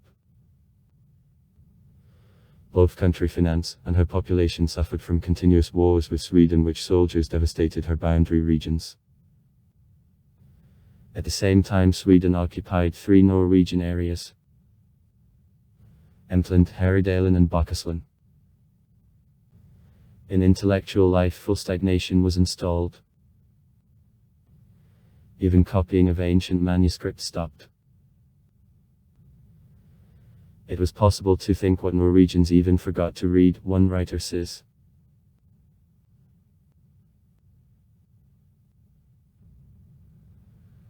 But if in this relationship domination of Denmark had adverse effect on Norway, but in others it worked beneficially, directing life of Norway on the course on which she began to go, and strengthening the democratic principles put in the basis of her political system. The last remains of feudalism disappeared in the 17th century, and the new aristocracy couldn't be formed in view of lack of the yard, absence of the king and constant change of officials, which were an alien element and couldn't take strong root in the country. After destruction of dependence on Hansa in 1613, trade of Norway strongly developed, and also navigation, fish and forest trade, and the population considerably increased, and all increase in population directed to the cities, promoting their prosperity.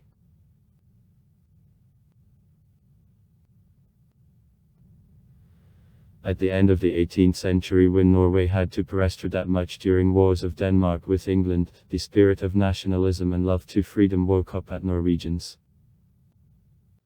The English fleet for the whole years interrupted the message between Denmark and Norway, and the last already then would separate from Denmark if not attachment to a Schotgolter to Prince Augustus Christian Balstingleuksberger, who managed to win the management national. After his death in 1809, the thought of restoration of independence was shown again. The Society for the Benefit of Norway, which was actively working in this direction, was formed. He managed in 1811, after long resistance from Danes, to found the university, thanks to which Copenhagen stopped being the center of the Norwegian culture in Christiania. Exercised spirit of nationalism to special force when Norwegians learned that the Danish King Frederick VI forced to that by Sweden, which won persistent fight, conceded the rights for Norway to the Swedish King Karl XIII under the Kiel Contract of 1814.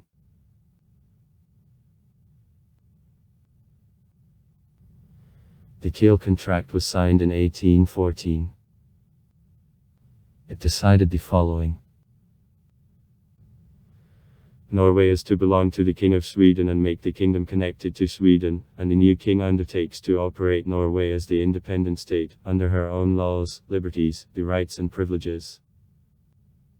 The Norwegian historians paid special attention to the circumstance that not Denmark conceded the rights for Norway to Sweden because the Danish state had no rights for Norway which it could concede. Norway and Denmark were the twin brothers, making equal parts of the same monarchy in legal relations. The King of Denmark dominated in Norway not at someone other's will, and by the ancient hereditary law of Norway.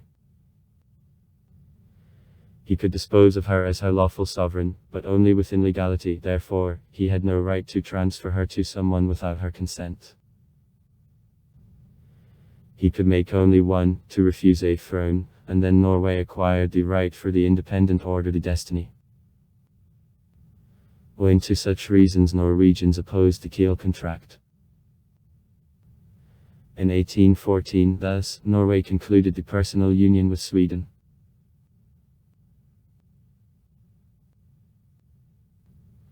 Prince Christian Friedrich, the 28-year-old person, differing according to messages of contemporaries, determination and energy, was a governor of Norway at the time.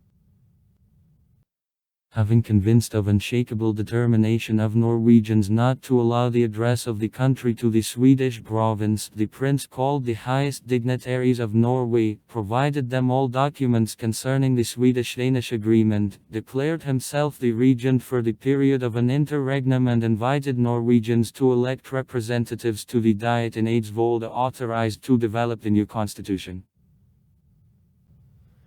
After this, army and home guards on the square solemnly swore to protect independence of Norway. This oath was repeated after them by the people and the Prince Regent swearing in churches. Elections to the National Constituent Assembly were made. On April 10 the meeting was open, and in committee from 15 persons, under the chairmanship of Folsen, the bill of the constitution adopted then in a general meeting was developed. As his basic provisions, it is possible to allocate the following. Norway forms a free, independent and inseparable kingdom. The legislature belongs to the people, which send it through representatives. Taxation makes the exclusive right of representatives of the people. The right to declare war and to make the peace belongs to the king. Judicial authority separately from legislative and executive.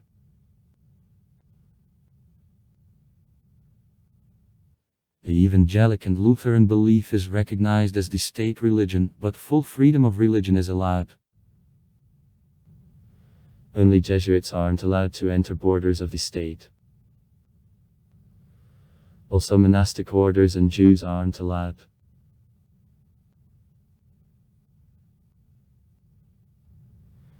The king can, for outstanding services to the state, give awards, but he has no right to build in any rank or a rank which aren't connected with the position held by this person. No personal and hereditary advantages can be provided to anybody. It was a pajatavalnai to elimination of the nobility, as the nobility hereditary addressed impersonal. Folsen said at the same time that, without wishing to have, even by name, any advantage before the fellow citizens, he for himself and the descendants refuses the nobility and all related advantages.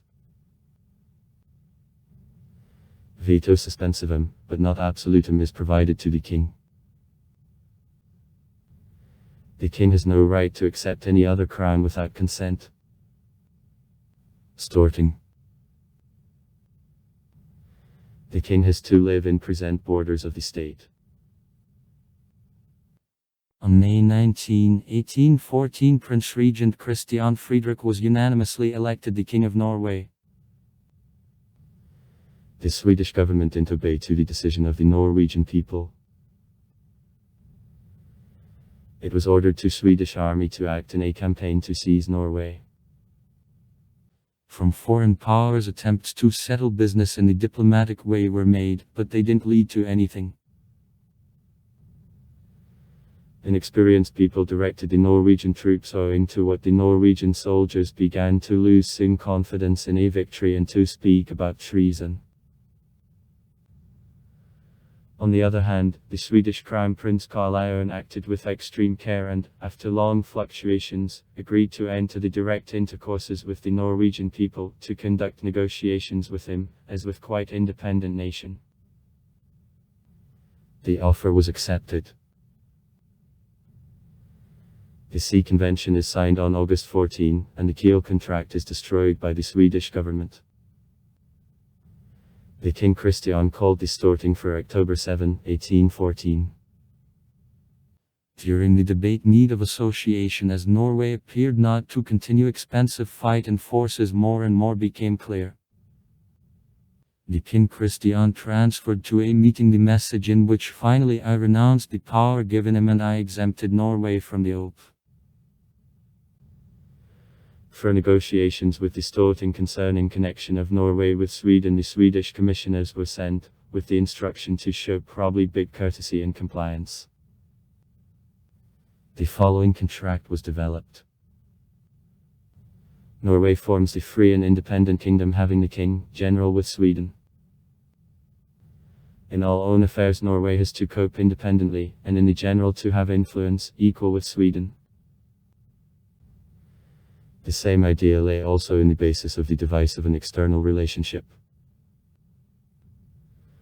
Norway had to have own management of foreign affairs, but the foreign affairs concerning both states had to be solved in the connected Norwegian and the Swedish State Council, according to the principle equal influence or full equality. Norway could, in the person of two members of the State Council consisting at the king, to participate also in the Swedish State Council every time when in and the issue which had the state value was discussed. In that case the decision required also the consent of the Norwegian government.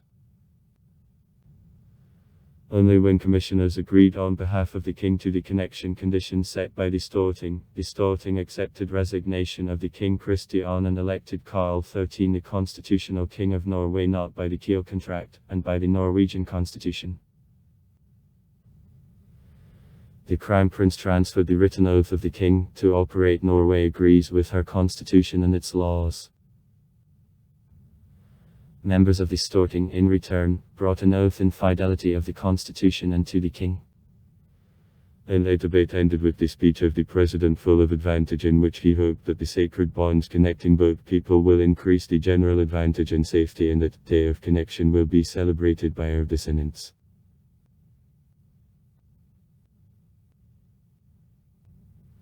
Fine hopes weren't fated to be carried out. Sweden began to pursue the favorite idea, conquest of Norway, and Norway, to defend the independence. At first Swedes hotly rejoiced to the agreement with Norway. The majority was convinced that Norway is already conquered, others hoped for voluntary merge of both nationalities. But as business didn't go on a harmony, in Sweden the discontent and disappointment began to arise. The first collision of Norway with Sweden broke out in 1815 when the Storting destroyed the nobility and hereditary privileges. Carl Johan didn't agree with the resolution of the Storting. The law passed through triple voting also became obligatory without sanction of the king that terribly revolted the last. One menacing rescript was sent to the Storting behind another. Even the attempt to limit freedom of press became threatened with intervention of foreign powers, but democratic Norway insisted on the national representatives of Norway continued in the same spirit to work further. The king offered in 1824 a number of restrictive changes in the constitution. All these offers were rejected by the Storting. Big difficulties were created by a question of external representation of Norway. After a row everything the escalating negotiations in 1836 was established that the Norwegian member of the State Council was present every time when the common diplomatic causes are discussed. At discussion of purely Norwegian affairs he expressed the opinion, but the voice wasn't crucial. Such concessions satisfied nobody. Several unions met for discussion of this question and revision of the Act of Connection was called. But revision met the adverse relation in the Norwegian Storting. The July Revolution worked in a recovering way on democratic aspirations of Norway even earlier. In 1836 the last land tax was destroyed. In 1838 rural self-government was transformed, influence of administration on him was eliminated. Offers of the government to replace the detaining royal veto absolute, to limit the right of the Storting for naturalization, etc. were rejected in 1839. In 1842 the Storting decided that at naturalization of foreigners in Norway the sanction of the king isn't required. In the 1840th years there was also a fight for a Sjangeltersto. Paragraph defined 14 constitutions that the Norwegian or the Swede could be a Skjolter in Norway indifferently. So Norwegians felt all inconvenience of this resolution and began to ask about destruction of a position of a Skjolter. Carl XV, at the accession to the throne in 1859, promised to grant their desire, but Swedish opposed it, and the king confirmed the solution of a riksdag. It terribly revolted Norwegians.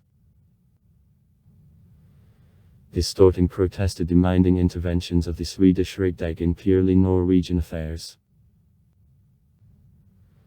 As in the address to the king I suggested to revise the constitution, with the purpose to broaden the sphere of the questions considered by the General Council and consequently to increase the supreme power of Sweden, the Storting protested and mined such revision of the constitution breaking her basic the beginning equal rights. Nevertheless Unionskomitet was called and decided to found new allied council, and with him and the general ministers for both states, with the general constitution standing above separate constitutions of this other kingdom, and with the general circle of actions, very extensive and embracing the most considerable questions concerning both nations. The Storting continued to stand up for a former situation, but 17 voices supported new. It was the first instruction on the fact that it was already impossible to rely on the Norwegian officials, so firm in former time, during fight against the government for independence. After the introduction on a throne in 1872 the King Oscar II managed to win favor the Norwegian Storting different concessions so they last agreed to transformations of customs affairs. 1874. To introduction of the general Scandinavian coin. 1875. Etc. In 1880 fight ran high again. In 1872 the Bill of the Ministers, according to his first requirement, wherein his meetings was introduced in the Storting. In 1880 the Storting began to insist on performance of this law. The Ministry of Stang didn't agree and was forced to resign. Then on a scene the new reasons for disagreements acted. The government demanded increase in the fleet and army. The Storting rejected this requirement and approved the project about establishment of militia like the Swiss. The king didn't approve this project. His Storting subjected to court of ministers, and they were condemned, but the king rescinded a sentence.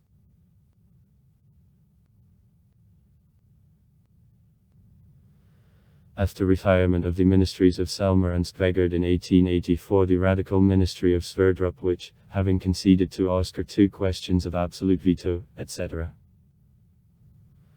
achieved adoption by him of the law on the right of the Storting to demand in the meetings of ministers, reorganization of army, expansion of electoral rights, etc., was formed. The question of the Union emerged on a surface again in 1885 when Sweden independently changed the management of foreign affairs, without having asked consent at Norway. The King Oscar II stopped being the head of foreign policy of the Union.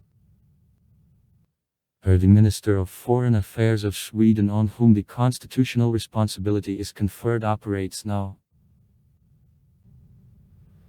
But as the Swedish Minister of Foreign Affairs became at the same time and the head of the Norwegian Foreign Affairs, and Oscar II's right as Norwegian king to fill with foreign policy of Norway passed thus to Sweden. Besides the ideological value, the question was represented very important and from the practical point of view. The upward step in foreign policy could threaten with danger to political and national existence of the country. The foreign policy represented especially importance for Norway as the country's mainly trade, contrary to Sweden, the country's mainly agricultural. Negotiations between the Norwegian Ministry of Sverdrup and Swedish began. As a result, the protocol turned out on May 15, 1885.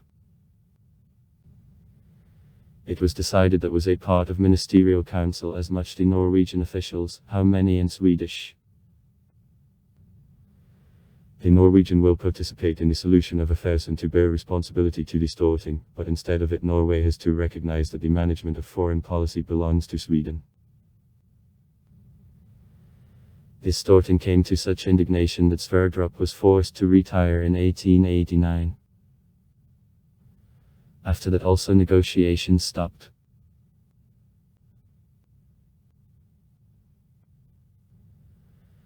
At the following elections, both the right and left parties of the Norwegian Storting brought a question of foreign policy in chamber. Left I won, but as two of her groups, clean and moderate, couldn't come to the agreement in any way, right I became in the head of department, having formed Emil Stange's ministry, and negotiations with Sweden were resumed, but didn't bring to any results. The futility of any negotiations and any giant political actions became more and more obvious, and affairs passed into the new stage expressed in the program for elections on January 30, 1891. A new order of management of diplomatic affairs which would confer more thorough constitutional responsibility on the Norwegian governments.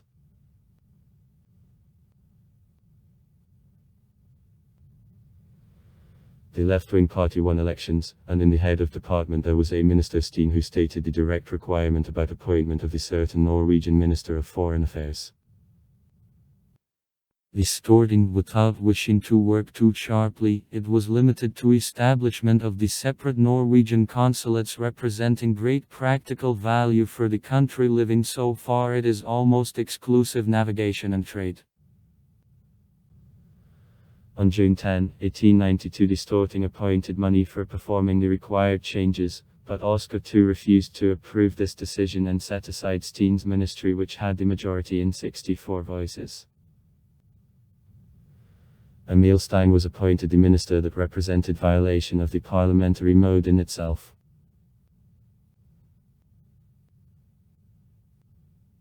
Radicals carried out the resolution on reduction of a civil leave of the king and keeping of ministers in 1893.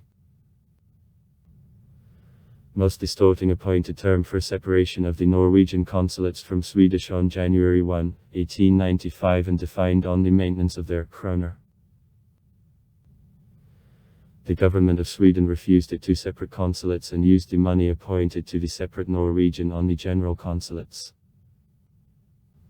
The country was divided between two parties, right and left. Right, it wishes carrying out the principle of equality in limits of the agreement existing now, but from the point of view of left no more as a chimera. Left sees only one exit from a situation, humiliating and unsatisfactory for Norway, division of both countries, cancellation of the union concerning everything that wasn't included into the contract on the union. Hope of conservative office. Stanga to achieve the majority on elections to the Storting in 1894 it was vain. Left lost several places, but nevertheless had in the new Storting the majority 59 against 55 moderate and conservatives. Office. Stanga submitted on January 31, 1895 the resignation.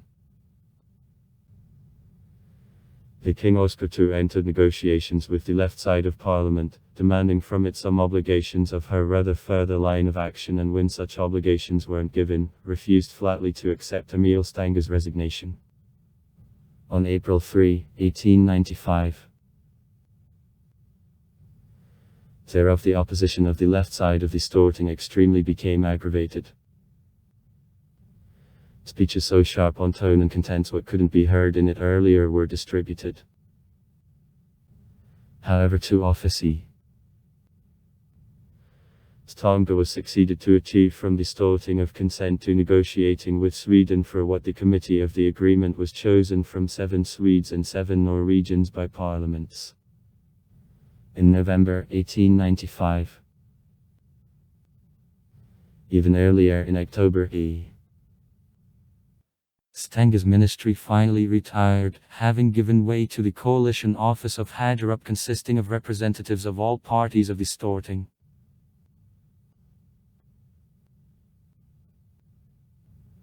However, business of reconciliation went badly. In 1896 the Storting, insignificant by a majority vote, 41-40 minds, decided to replace the Swedish-Norwegian flag exclusively Norwegian. The resolution was made for the second time, and the king again refused the sanction. In response to it, the Storting, besides the insignificant majority, 58 against 56, rejected the offer made by conservatives again to ennoble a civil leaf of the king and crown prince to the previous level of card kroner of the first and kroner to the second, on which he was till 1893. The participation of Norway in the Stockholm exhibition offered by the Swedish government was accepted, also insignificant majority, 58-56 minds.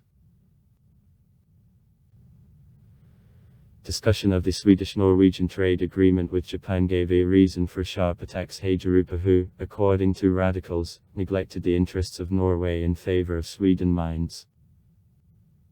Nevertheless, the contract was approved, though insignificant by a majority vote. When in other countries of Europe for strengthening of army there are ordinary conservatives, and liberals and radicals fight against it, in Norway there was just the return. Strengthening offered by Hagerup's government and modernization of army was not only it is accepted the Storting, but even expenses on reform were considerably increased compared with the requirement of the government, because Norway seriously reckoned with a possibility of war with Sweden. In 1896-1897 the Storting carried out several important bills in the field of the constitutional and social legislation.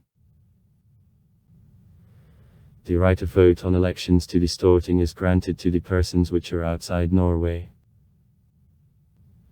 Suffrage at elections to local governments is considerably expanded. The requirement of radicals about distribution of the right to vote of women was rejected. The law of 1897 appointed the criminal sanction in addition to the resolution of the Constitution, by which the Storting has the right to summon each person for the state, except for the king and dicks of a royal surname. The persons thus called and which didn't be on an appeal of the Storting are exposed to a penalty in the amount of 1000 up to 10,000 krona. Any statement made caused only legal consequences is equated to the statement made under the oath. This law was already in 1894, but then the king refused to it the sanction. This time he gave it. In 1897, closing in holidays of considerable number of the commerce and industry enterprises is decided. In the same 1897, the short story to the law of 1894 on insurance of workers upon accidents is developed.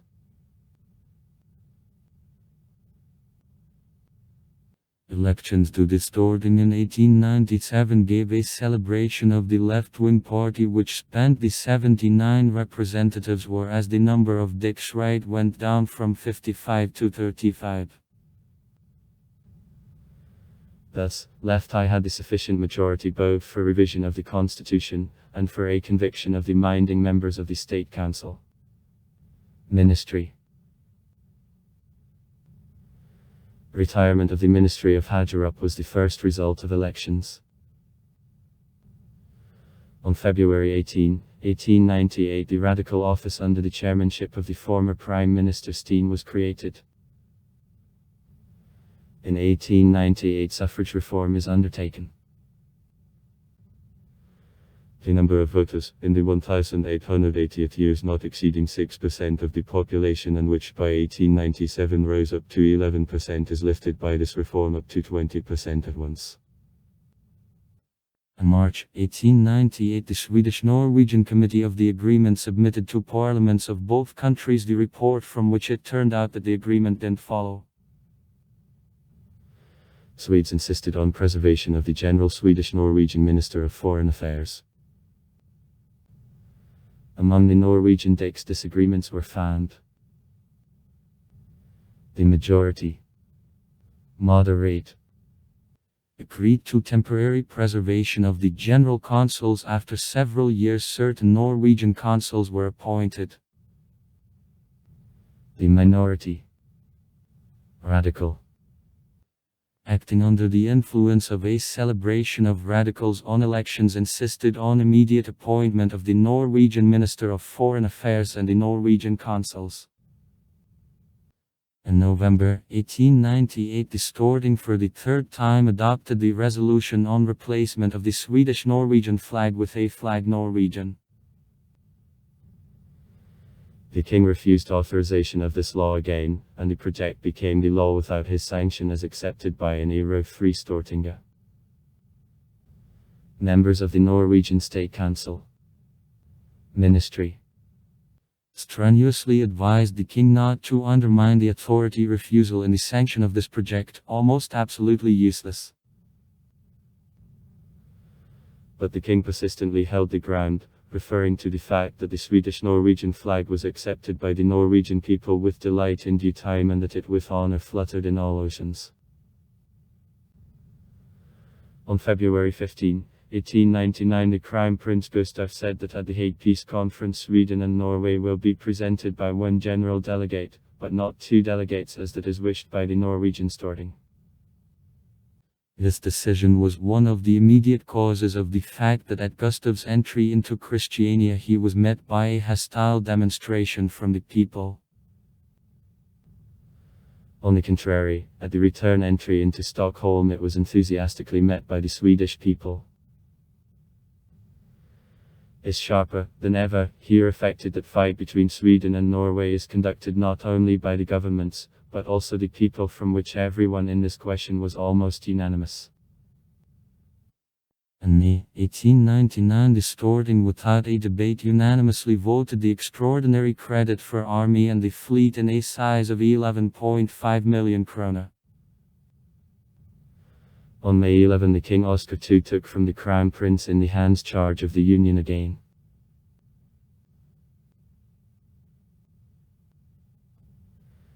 At the beginning of 1905, Hagerup, governing since 1903, retired and was replaced by Mikkelsen.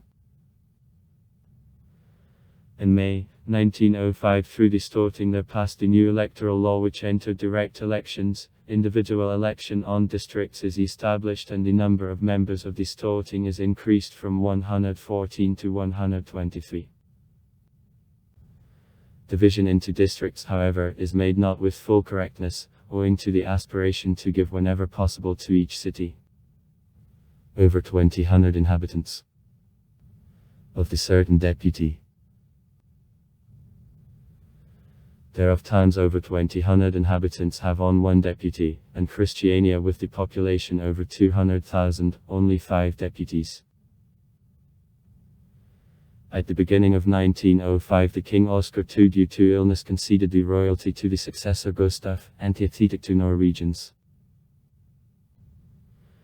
Through this Storting there passed the law on division of the Swedish-Norwegian Ministry of Foreign Affairs on 2 special and about creation of special Norwegian consulates. Gustav refused to authorize it. Nicholson's ministry answered with retirement. The regent, after unsuccessful attempts to create a new office, refused to accept her.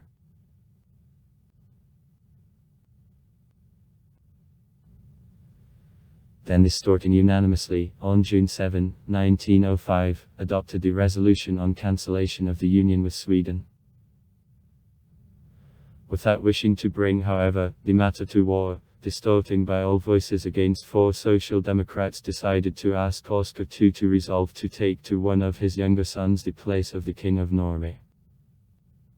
The Social Democrats voting against this offer wished to take an opportunity to proclaim Norway the Republic. The resolution adopted by the Storting said, in view of the fact that all members of the ministry refused the positions, in view of the statement of the king that he isn't able to make the new government,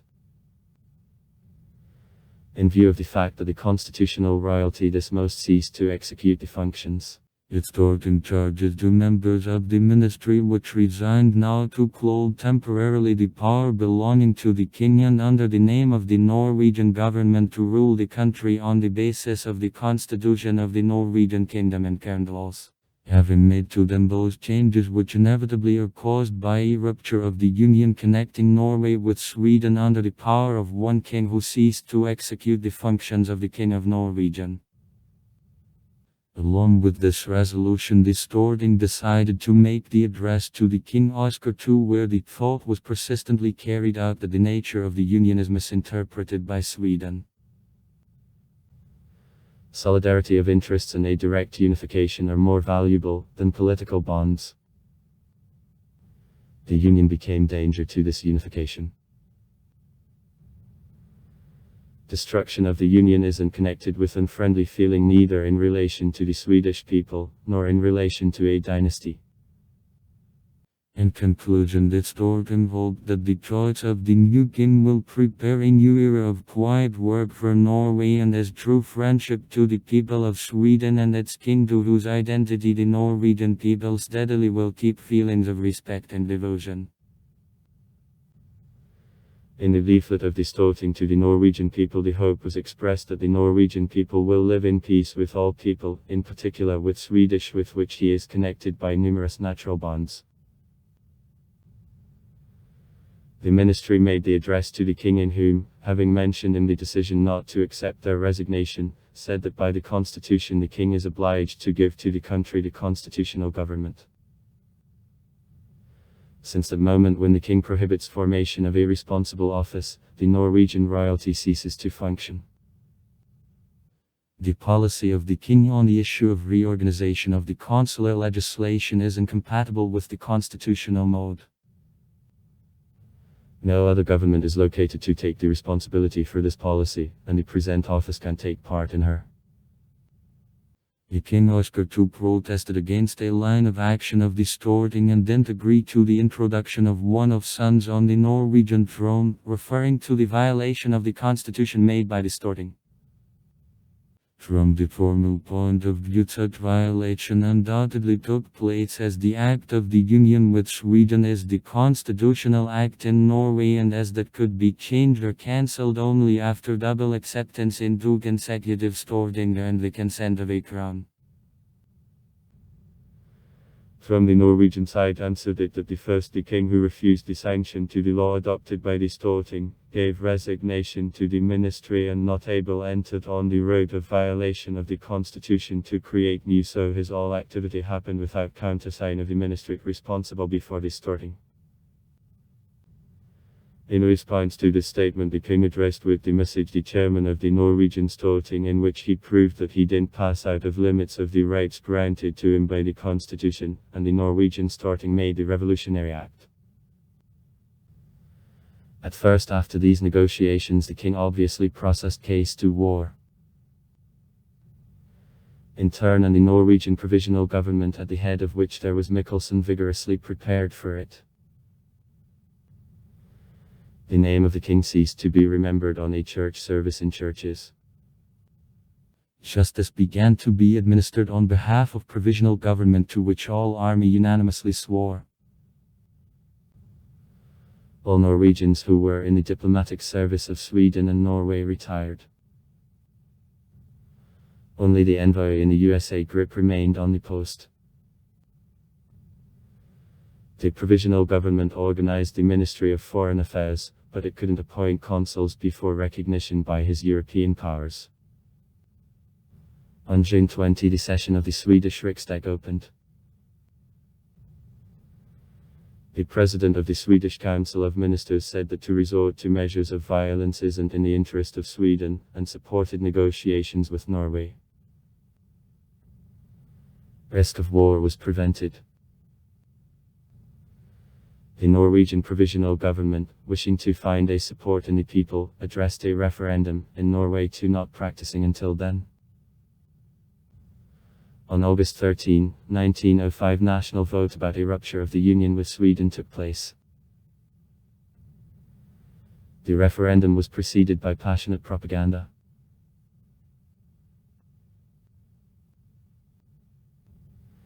The result surpassed the most ardent expectations. 321,197 votes are given for a gap with Sweden, minus only 161 voices. Took part in vote of 81% of all persons having the right to vote. On August 31 the conference of the Swedish and Norwegian delegates elected by parliaments of both countries opened. At a conference both parties came to the agreement on the basis of which Norway undertook to raise the strengthenings which are near border.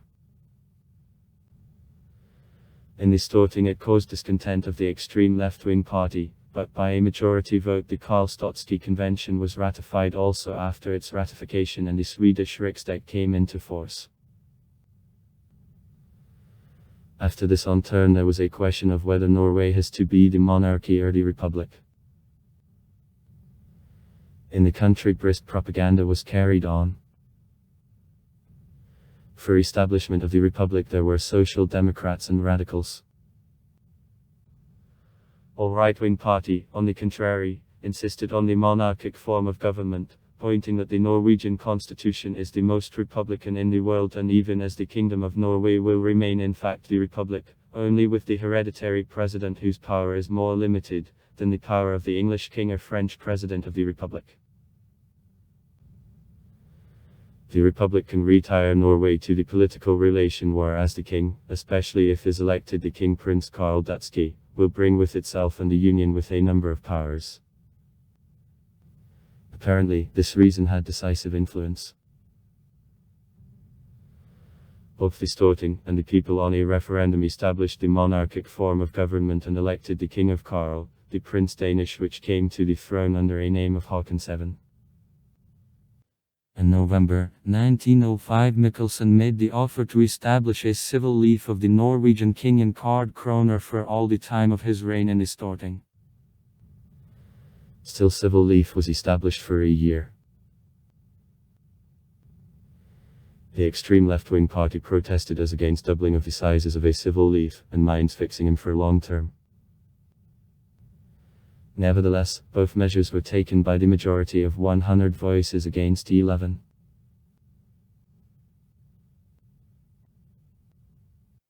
In the international relationship, independence of Norway was finally recorded in the Christianian conventions signed by representatives of four great powers who undertook to respect borders of the new kingdom and provided the guarantees to its territorial integrity.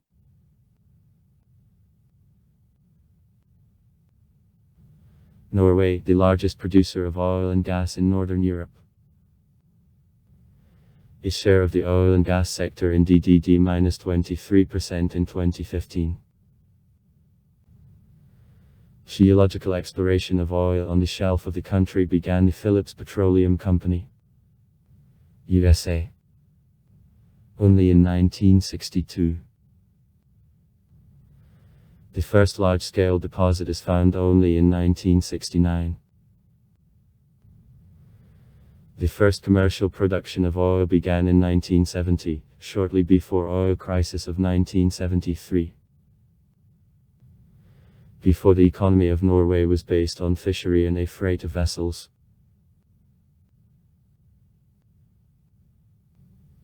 65% of needs for energy cover hydroelectric power station. 2013. What allows to export?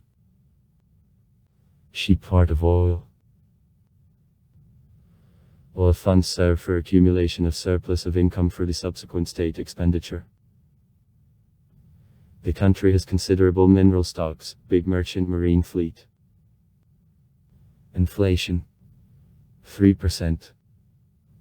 And unemployment 3%. In comparison with other countries of Europe are low. The population of all Norway is comparable on number to Singapore, that provides one of the highest indicators of DDD on PPS per capita in the world. By the DDD size takes the 26th place in the world. 2006. Now, substantially the welfare depends on gas and oil processing industry. From the middle of the 1990th years, Norway became the second in the world, after Saudi Arabia, the exporter of oil.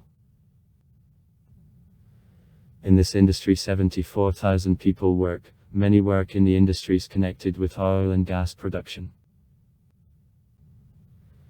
About half the export and 1/10 part of government income is brought by trade in oil and gas, that makes 1/3 of state revenues in general, according to 2005.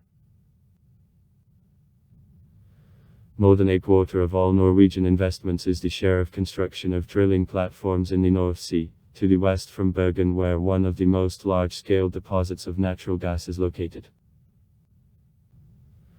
Norwegians constructed the biggest in the world, a drilling platform, with the displacement of 1 million tons and 465 meters high. The cost of the remained hydrocarbon resources on the Norwegian continental shelf is estimated in the state budget at 42.10 billion krone for 2006. Now less than a third of explored reserves of the hydrocarbons belonging to Norway is got. At the same time, Norway, the world leader in the field of the technologies ensuring safety at oil and gas production. The main achievement of the country is taking measures to creation of a system of prevention of emissions of carbon dioxide. Today the advanced fields are the Snow White and Ormen Lange.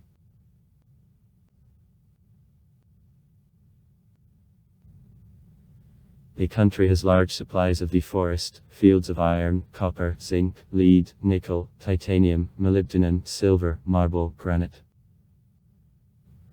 Norway, the largest aluminum producer in Europe, and magnesium. The largest field of titanic ore in Europe is located in the southwest of Norway.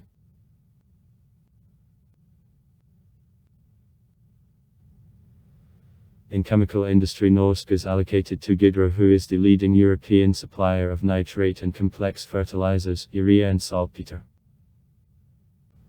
Norway is also a supplier of vinyl, chloride monomer and polyvinyl chloride.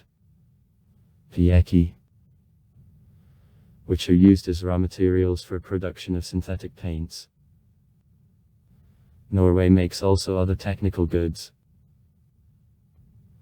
Paints, glues, detergents and products of thin chemistry make one more sector of the Norwegian chemical industry.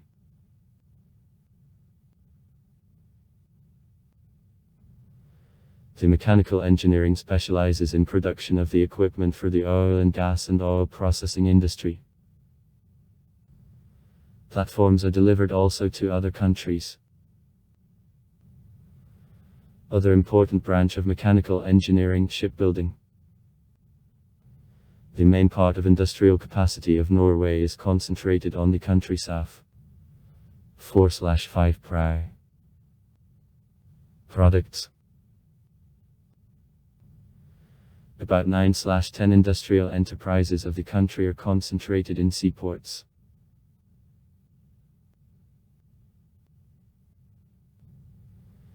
The fish processing industry is almost also important for Norway, as well as oil and gas production. The main centers of processing of fish, Stavanger, Bergen, Ålesund, Trondheim. A considerable part of the Russian fishers gives the catch for processing to Norway. Russia is also one of the largest consumers of finished fish goods. 3 last decades the Norwegian aquaculture developed in high gear.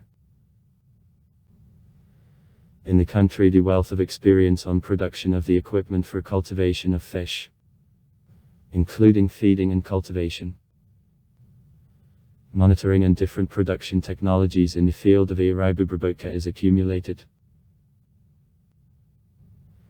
The woods cover 27% of the area of the country. And forestry makes an industry, small but very important for local farmers. Rich forest resources and existence of the available electric power provided to Norway the leading role in the world market of cellulose and paper. About 90% of cellulose and paper which are produced in the country go for export. The Norwegian enterprises release different types of cellulose, including short-fibered and linevolocnesti sulfatic cellulose, which is an important component of newspaper and journal paper.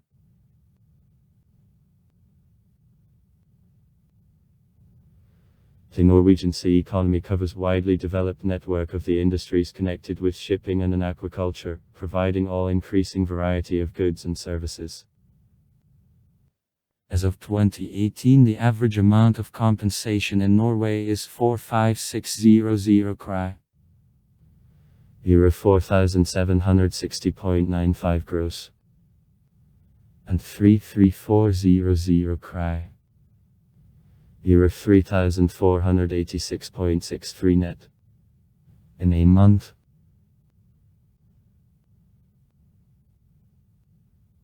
The agriculture share in the economy of Norway was reduced with development of manufacturing industry. In 1996 on rural and forestry was necessary to only 2.2% of the general products of the country.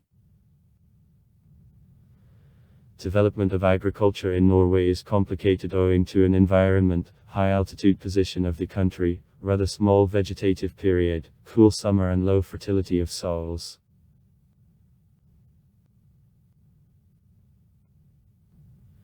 Agriculture is in Norway in a serious condition, despite the subsidies provided by the state. As of 1996, the share of the processed lands didn't exceed 3% of total area of the country, and in rural and forestry 5.6% of able-bodied population of the country were busy. The number of farms reaches card, and the majority has them the small sizes. About a half of all farms have plots no more than 10 hectares and only 1% of farmers own more than 50 hectares of the earth. The main agricultural regions, Trøndelag and the region of Oslo Fjord.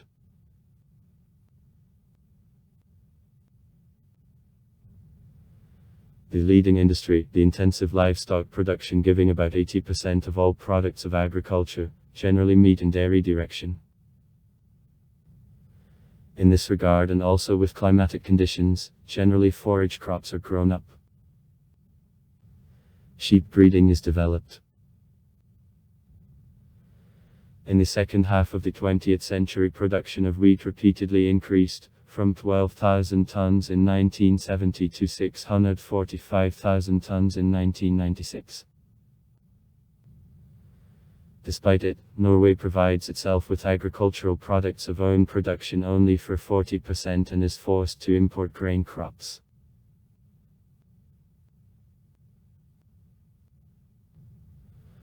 On electricity generation per capita, Norway wins first place in the world.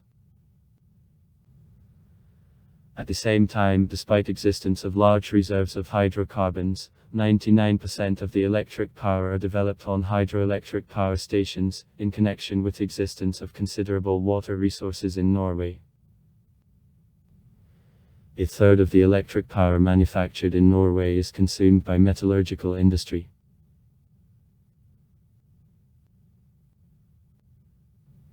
The nuclear power in Norway is absent.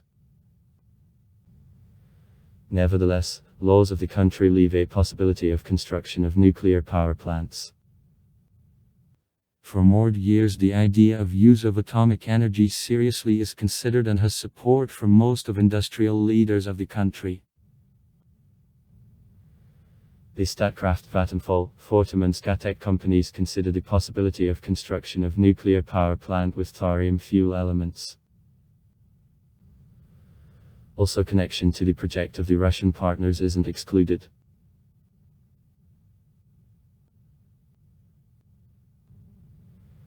The Public Pension Fund of Norway, also known as OA Fund, was created in 1990 for investment of excess income of the Norwegian oil sector. As of 2021, the fund owns shares in companies in 74 countries of the world. The cost of his assets is a little more than $1.3 trillion, that is approximately equal to 1.5% of the world stock market, that does it by the world's largest national fund of welfare. As of January 16, 2021, the market value of the Public Pension Fund of Norway was $. As of November 2020, from Fundabout Card $, were the share of each Norwegian citizen.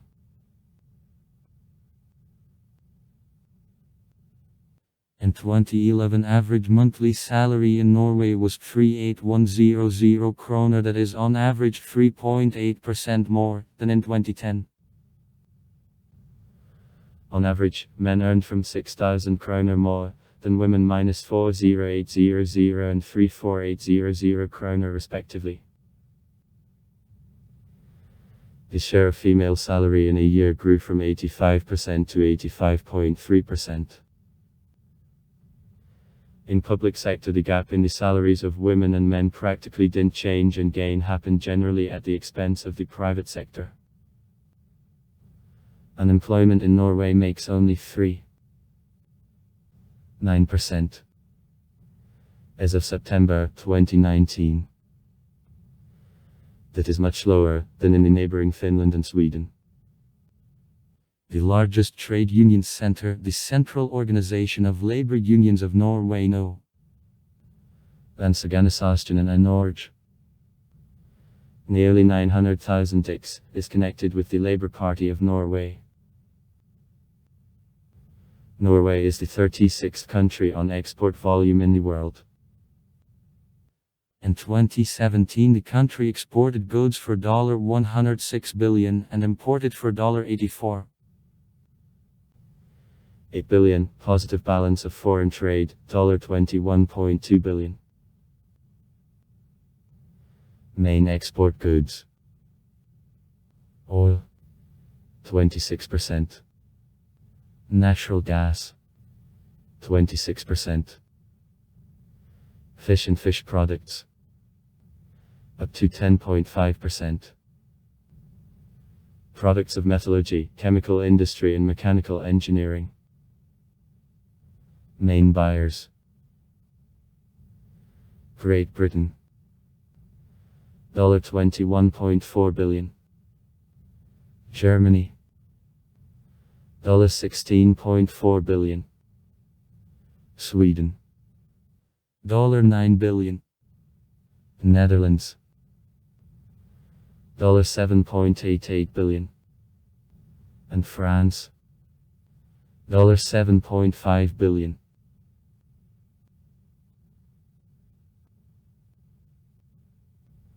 Main import goods: machines, the equipment and electronics, 21.1%.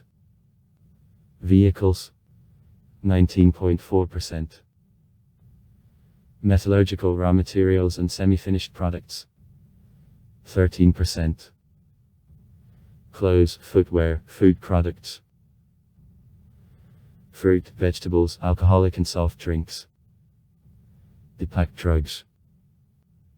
Chief suppliers: Sweden, $10.1 billion. Germany, $9.6 billion. China, $8.17 billion. South Korea, $5.71 billion. And USA, $5.5 billion.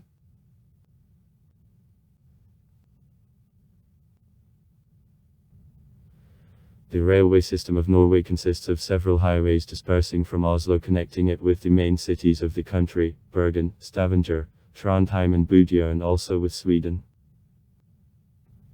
The main Oslo-Bergen highway has the extent of 500 km. One more line, small on extent in the territory of Norway, connects Narvik with Sweden. The main railway system of Norway as of 2017 consists of 4114 km of a way. From them 2528 km. From which 242 km a double track way and the 64 km high-speed railway line. With the maximum speed of movement of 210 km/h are electrified.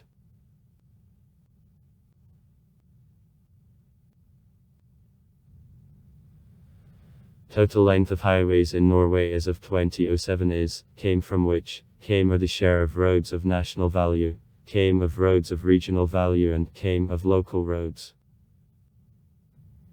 From them 74% have a hard coating.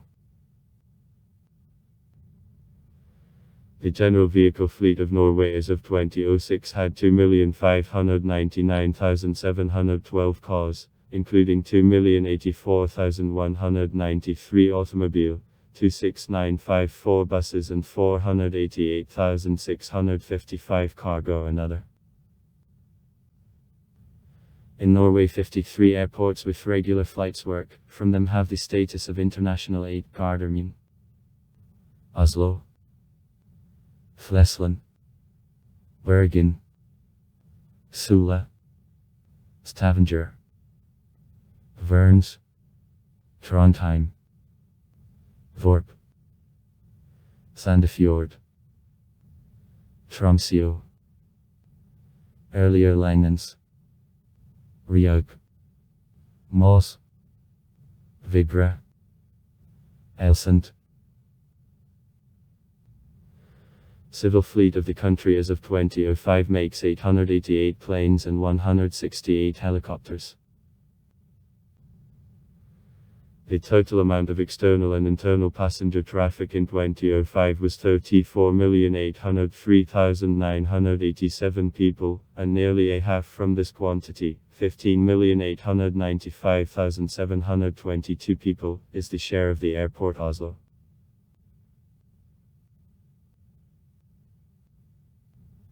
Verdens Ganges, 365,000 copies.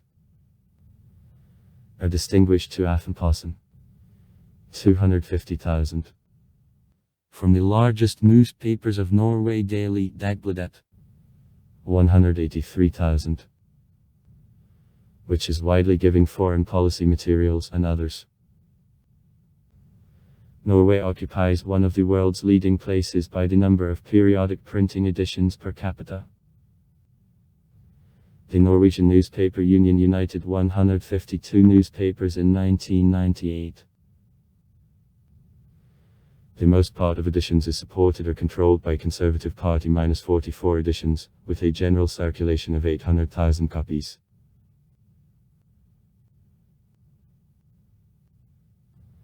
National News Agency, the Norwegian Cable Bureau (NT). Joint stock company. It is founded in 1867. NT is the chief supplier of news to the Norwegian newspapers, radio, and TV stations. The state radio and telecasting of Norway, except cable and commercial television,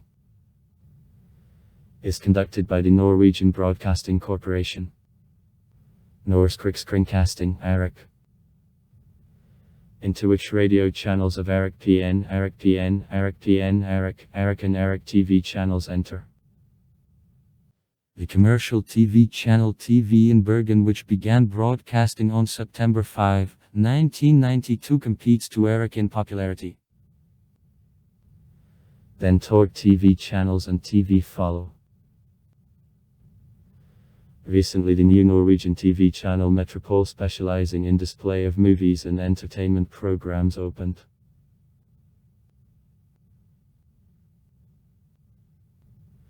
Norway became the first ever country which completely refuses analog broadcasting in the FM range of. Shutdown began on January 11, 2017.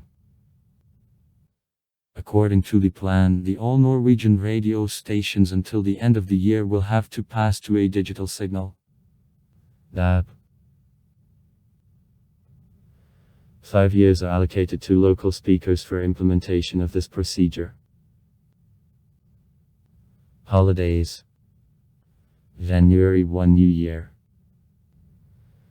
January 21, birthday of the Princess Ingrid Alexandra of H. February 6, day of the Lappish people. February 21, birthday of the King Harald. The Palm Sunday varies. The Monday Thursday varies. Good Friday varies. The first day of Easter varies. The second day of Easter varies. May 1, public holiday. May 8, day of release in 1945.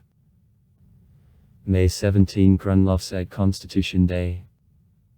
Christ's rise varies. The first day of the Trinity varies. The second day of the Trinity varies. June 7, day of cancellation of the union with Sweden in 1905. July 4, birthday of the Queen of Sony. July 20, birthday of the Crown Prince Haakon. July 29, day of death of the King Olaf Society. August 19, birthday of the Crown Princess. December 24, Christmas. On December 25, the first day of Christmas. On December 26, the second day of Christmas. Norway participated almost in all Summer Olympic Games. Since Games in Paris of 1900, and all Winter Olympic Games, since Games in Chamonix of 1924. With about 1,500 of everything, including more than 50 gold medals at the Summer Games and more than 300, including more than 100 gold medals at the Winter Games. In the overall medal count of the Olympic Games, Norway closes the first 20 of the countries in Summer Games and is the third at the Winter Games. Norway twice itself was a hostess of the Winter Olympic Games. In 1952 the Olympic Games took place in Oslo, and in 1994 in Lillehammer. The National Olympic Committee of Norway was formed in 1900. Winter types are mainly developed. Norwegians won most of all medals in competitions in cross-country skiing and speed skating. The biathlon national team, to a dress with Russia and Germany, one of the strongest in the world. The most outstanding modern biathlonist, Ole Einar Bjørndalen, the only 8-time Olympic champion in the world in biathlon and the repeated prize winner of other competitions. The hockey, however, is developed poorly and concedes to more popular soccer. The highest achievement of the national team on soccer is an exit in 1/8 finals of the World Cup of 1998 in France. The most part of players of the national team act in the Championship of England. In the Championship of Norway, Rosenborg, the 20-fold champion, Brand Vålerenga, Viking, etc. traditionally are in the lead. In the 1990s, Rosenborg successfully acted in the Champions League, having reached in a season 1996/97 a quarter-final, and in 2008 won Intertoto's Cup. The famous football players, Ole Einar Gunnar Solskjær, Tor André Flo, Jean Carew, Jean Arne Riis, Erling Braut Haaland, etc. The Norwegian chess player Magnus Carlsen since 2013 is a world champion and has Elo's rating highest in the history. Archaeological excavations in the territory of the country allow to judge ancient origin of the Norwegian music. There is a set of national tools, various kinds of violins, harps and flutes. Ethnic music of Norway is extremely various. In particular, she includes the lyrico-epic motifs created at the time of Vikings.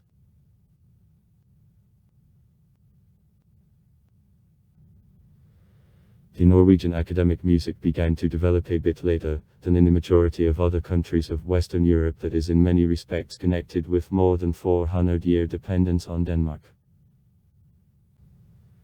At the end of the 18th century, the family of organist-composers Linnemann gains popularity. Norwegian Baha.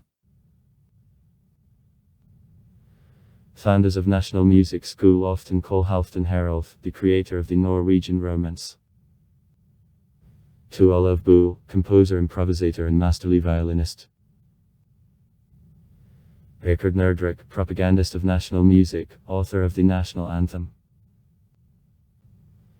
The most considerable Norwegian composer it is possible to call Edvard Grieg, who put the main traditions of the Norwegian Romanticism. Besides, the noticeable contribution to development of the Norwegian music was made Christian Sinding, who is officially called the largest national composer after Grieg. F.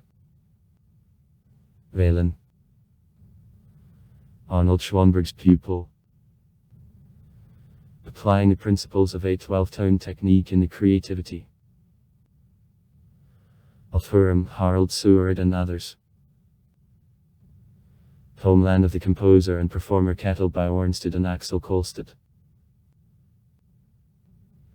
In the late 70s, the beginning of the 1980th years in Norway, the New Wave, presented by such groups as Kjot, Depress, the Olive Risterises.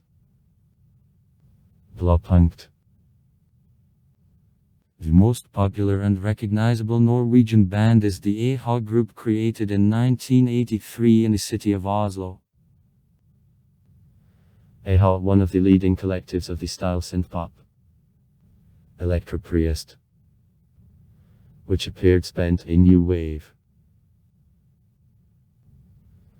The Norwegian electronic music is presented by such performers as Tiggo, Røyksopp, Susanne Sundfjord, etc. To den from Norway, the American poet and the opera and popular performer Cecil Bjørk famous mainly thanks to the participation in the opening ceremonies and closing of the Winter Olympic Games of 1994, which were taking place in Norway, and the vitally sounding in the movie Begins Cameron Titanic.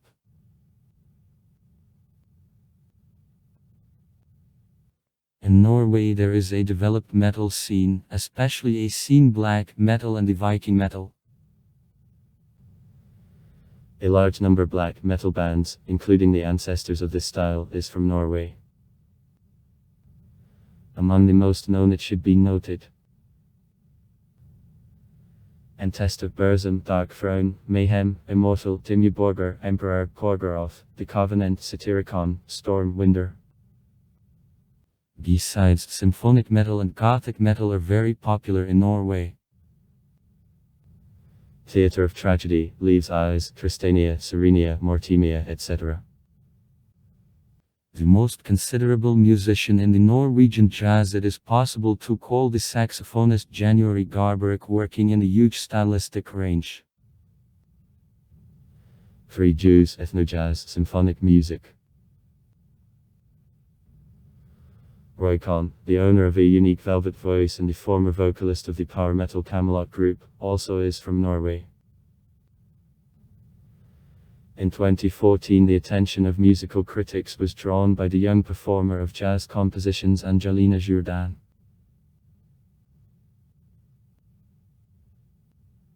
The Norwegian literature conducts the rich history from the Drevneslandske sagas created by immigrants from Norway. However, after the conclusion of the union with Denmark, written Norwegian was gradually replaced Danish, and before the beginning of the 20th century the Norwegian writers created the works in the language almost indistinguishable from Danish. The revival of the Norwegian literary language in a considerable measure was promoted by Genrik Wergeland, fighting for cultural independence of Norway. His works had an impact on great writers of the second half of the 19th century, Henrik Ibsen and Bjørnstjerne Bjørnson.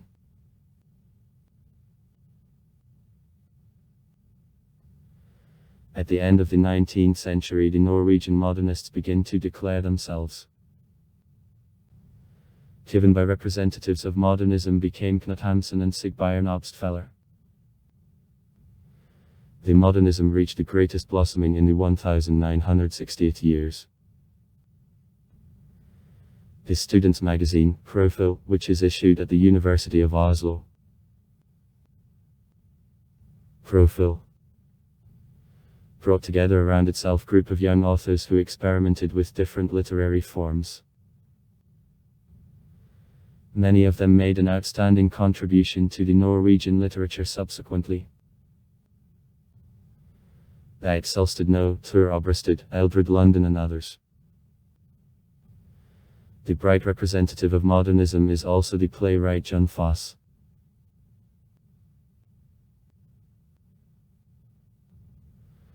Among outstanding Norwegian writers of the 20th century it is possible to mark out also Joachim Borgen and Axel Sandemuse. In the come millennium are very popular, including in Russia, Lars Saabye Christensen, Nikolai Frobenius and Erlend Loe. 3 from the Norwegian writers got the Nobel Prize on Literature. Bjørnstjerne Bjørnson in 1903, Knut Hamsun in 1920 and Sigrid Undset in 1928. Norway became famous also for the children's literature. In 1874, Peter Bjørnson and Jorgen Moe published the collection of national fairy tales, Norske Folkeeventyr, on the basis of the Norwegian folklore collected and processed by them, having won himself fame, the Norwegian Brothers Grimm. The huge popularity was received around the world by modern children's writers, to Anna Katharina Vestli and a rising star of the Norwegian children's literature Maria Parr. The Norwegian cuisine is caused first of all by a frigid Scandinavian climate.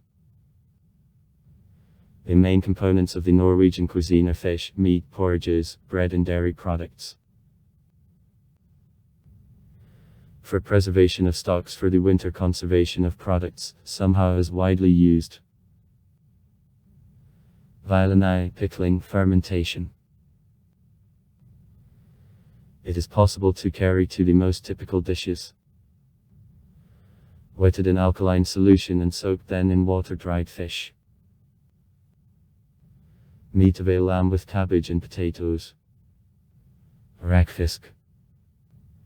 They begun to ferment trout. Open sandwiches. Traditional Norwegian alcoholic drink is aquavit. Armed Forces of Norway. Norges Forsvar. Consist of 4 types of military forces.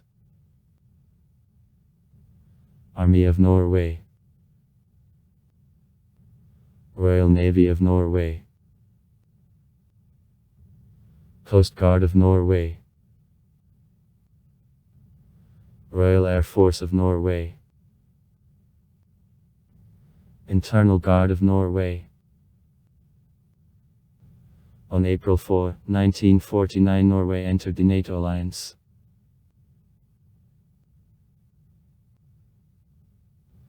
Norway is glorified by the numerous travelers. The most known of them, which brought the greatest contribution in geographical and other sciences, are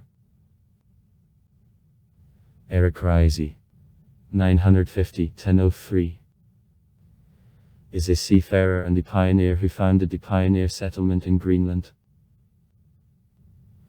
Red got a nickname for hair color and beards. Leigh and Thorwald Eriksson's father, pioneers of America. Fridtjof Nansen, 1861–1930, is a polar researcher, the scientist zoologist, the founder of New Science, Physical Oceanography, the political figure, the Nobel Peace Prize laureate for 1922. Roald Amundsen, 1872–1928, the polar traveler and the researcher. The first person who reached the South Pole. On December 14, 1911. The first researcher who made sea transition in northeast, along coast of Siberia, and northwest by sea, on passages of the Canadian archipelago. I died in 1928 during search of an expedition of Umberto Nobel.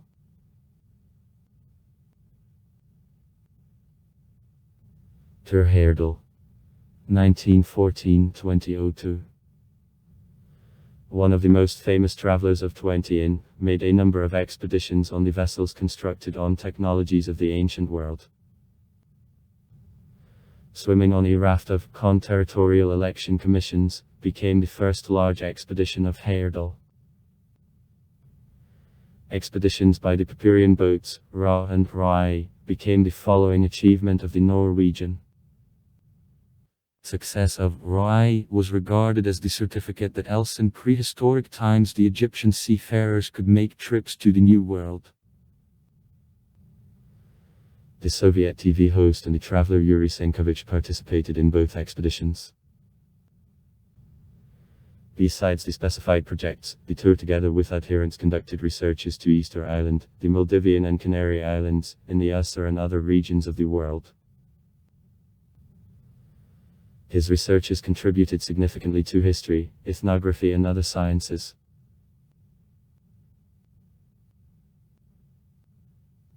Lars Monsen. Sword. On April 21, 1963, Oslo. The Norwegian traveler and the journalist, world-renowned grandiose to expeditions to the wild nature. He has behind shoulders a conquest of Alaska, Klondike and Scandinavia. Also far. Write comments. Read comments. Interesting people will tell interesting stories. All of good mood and good luck.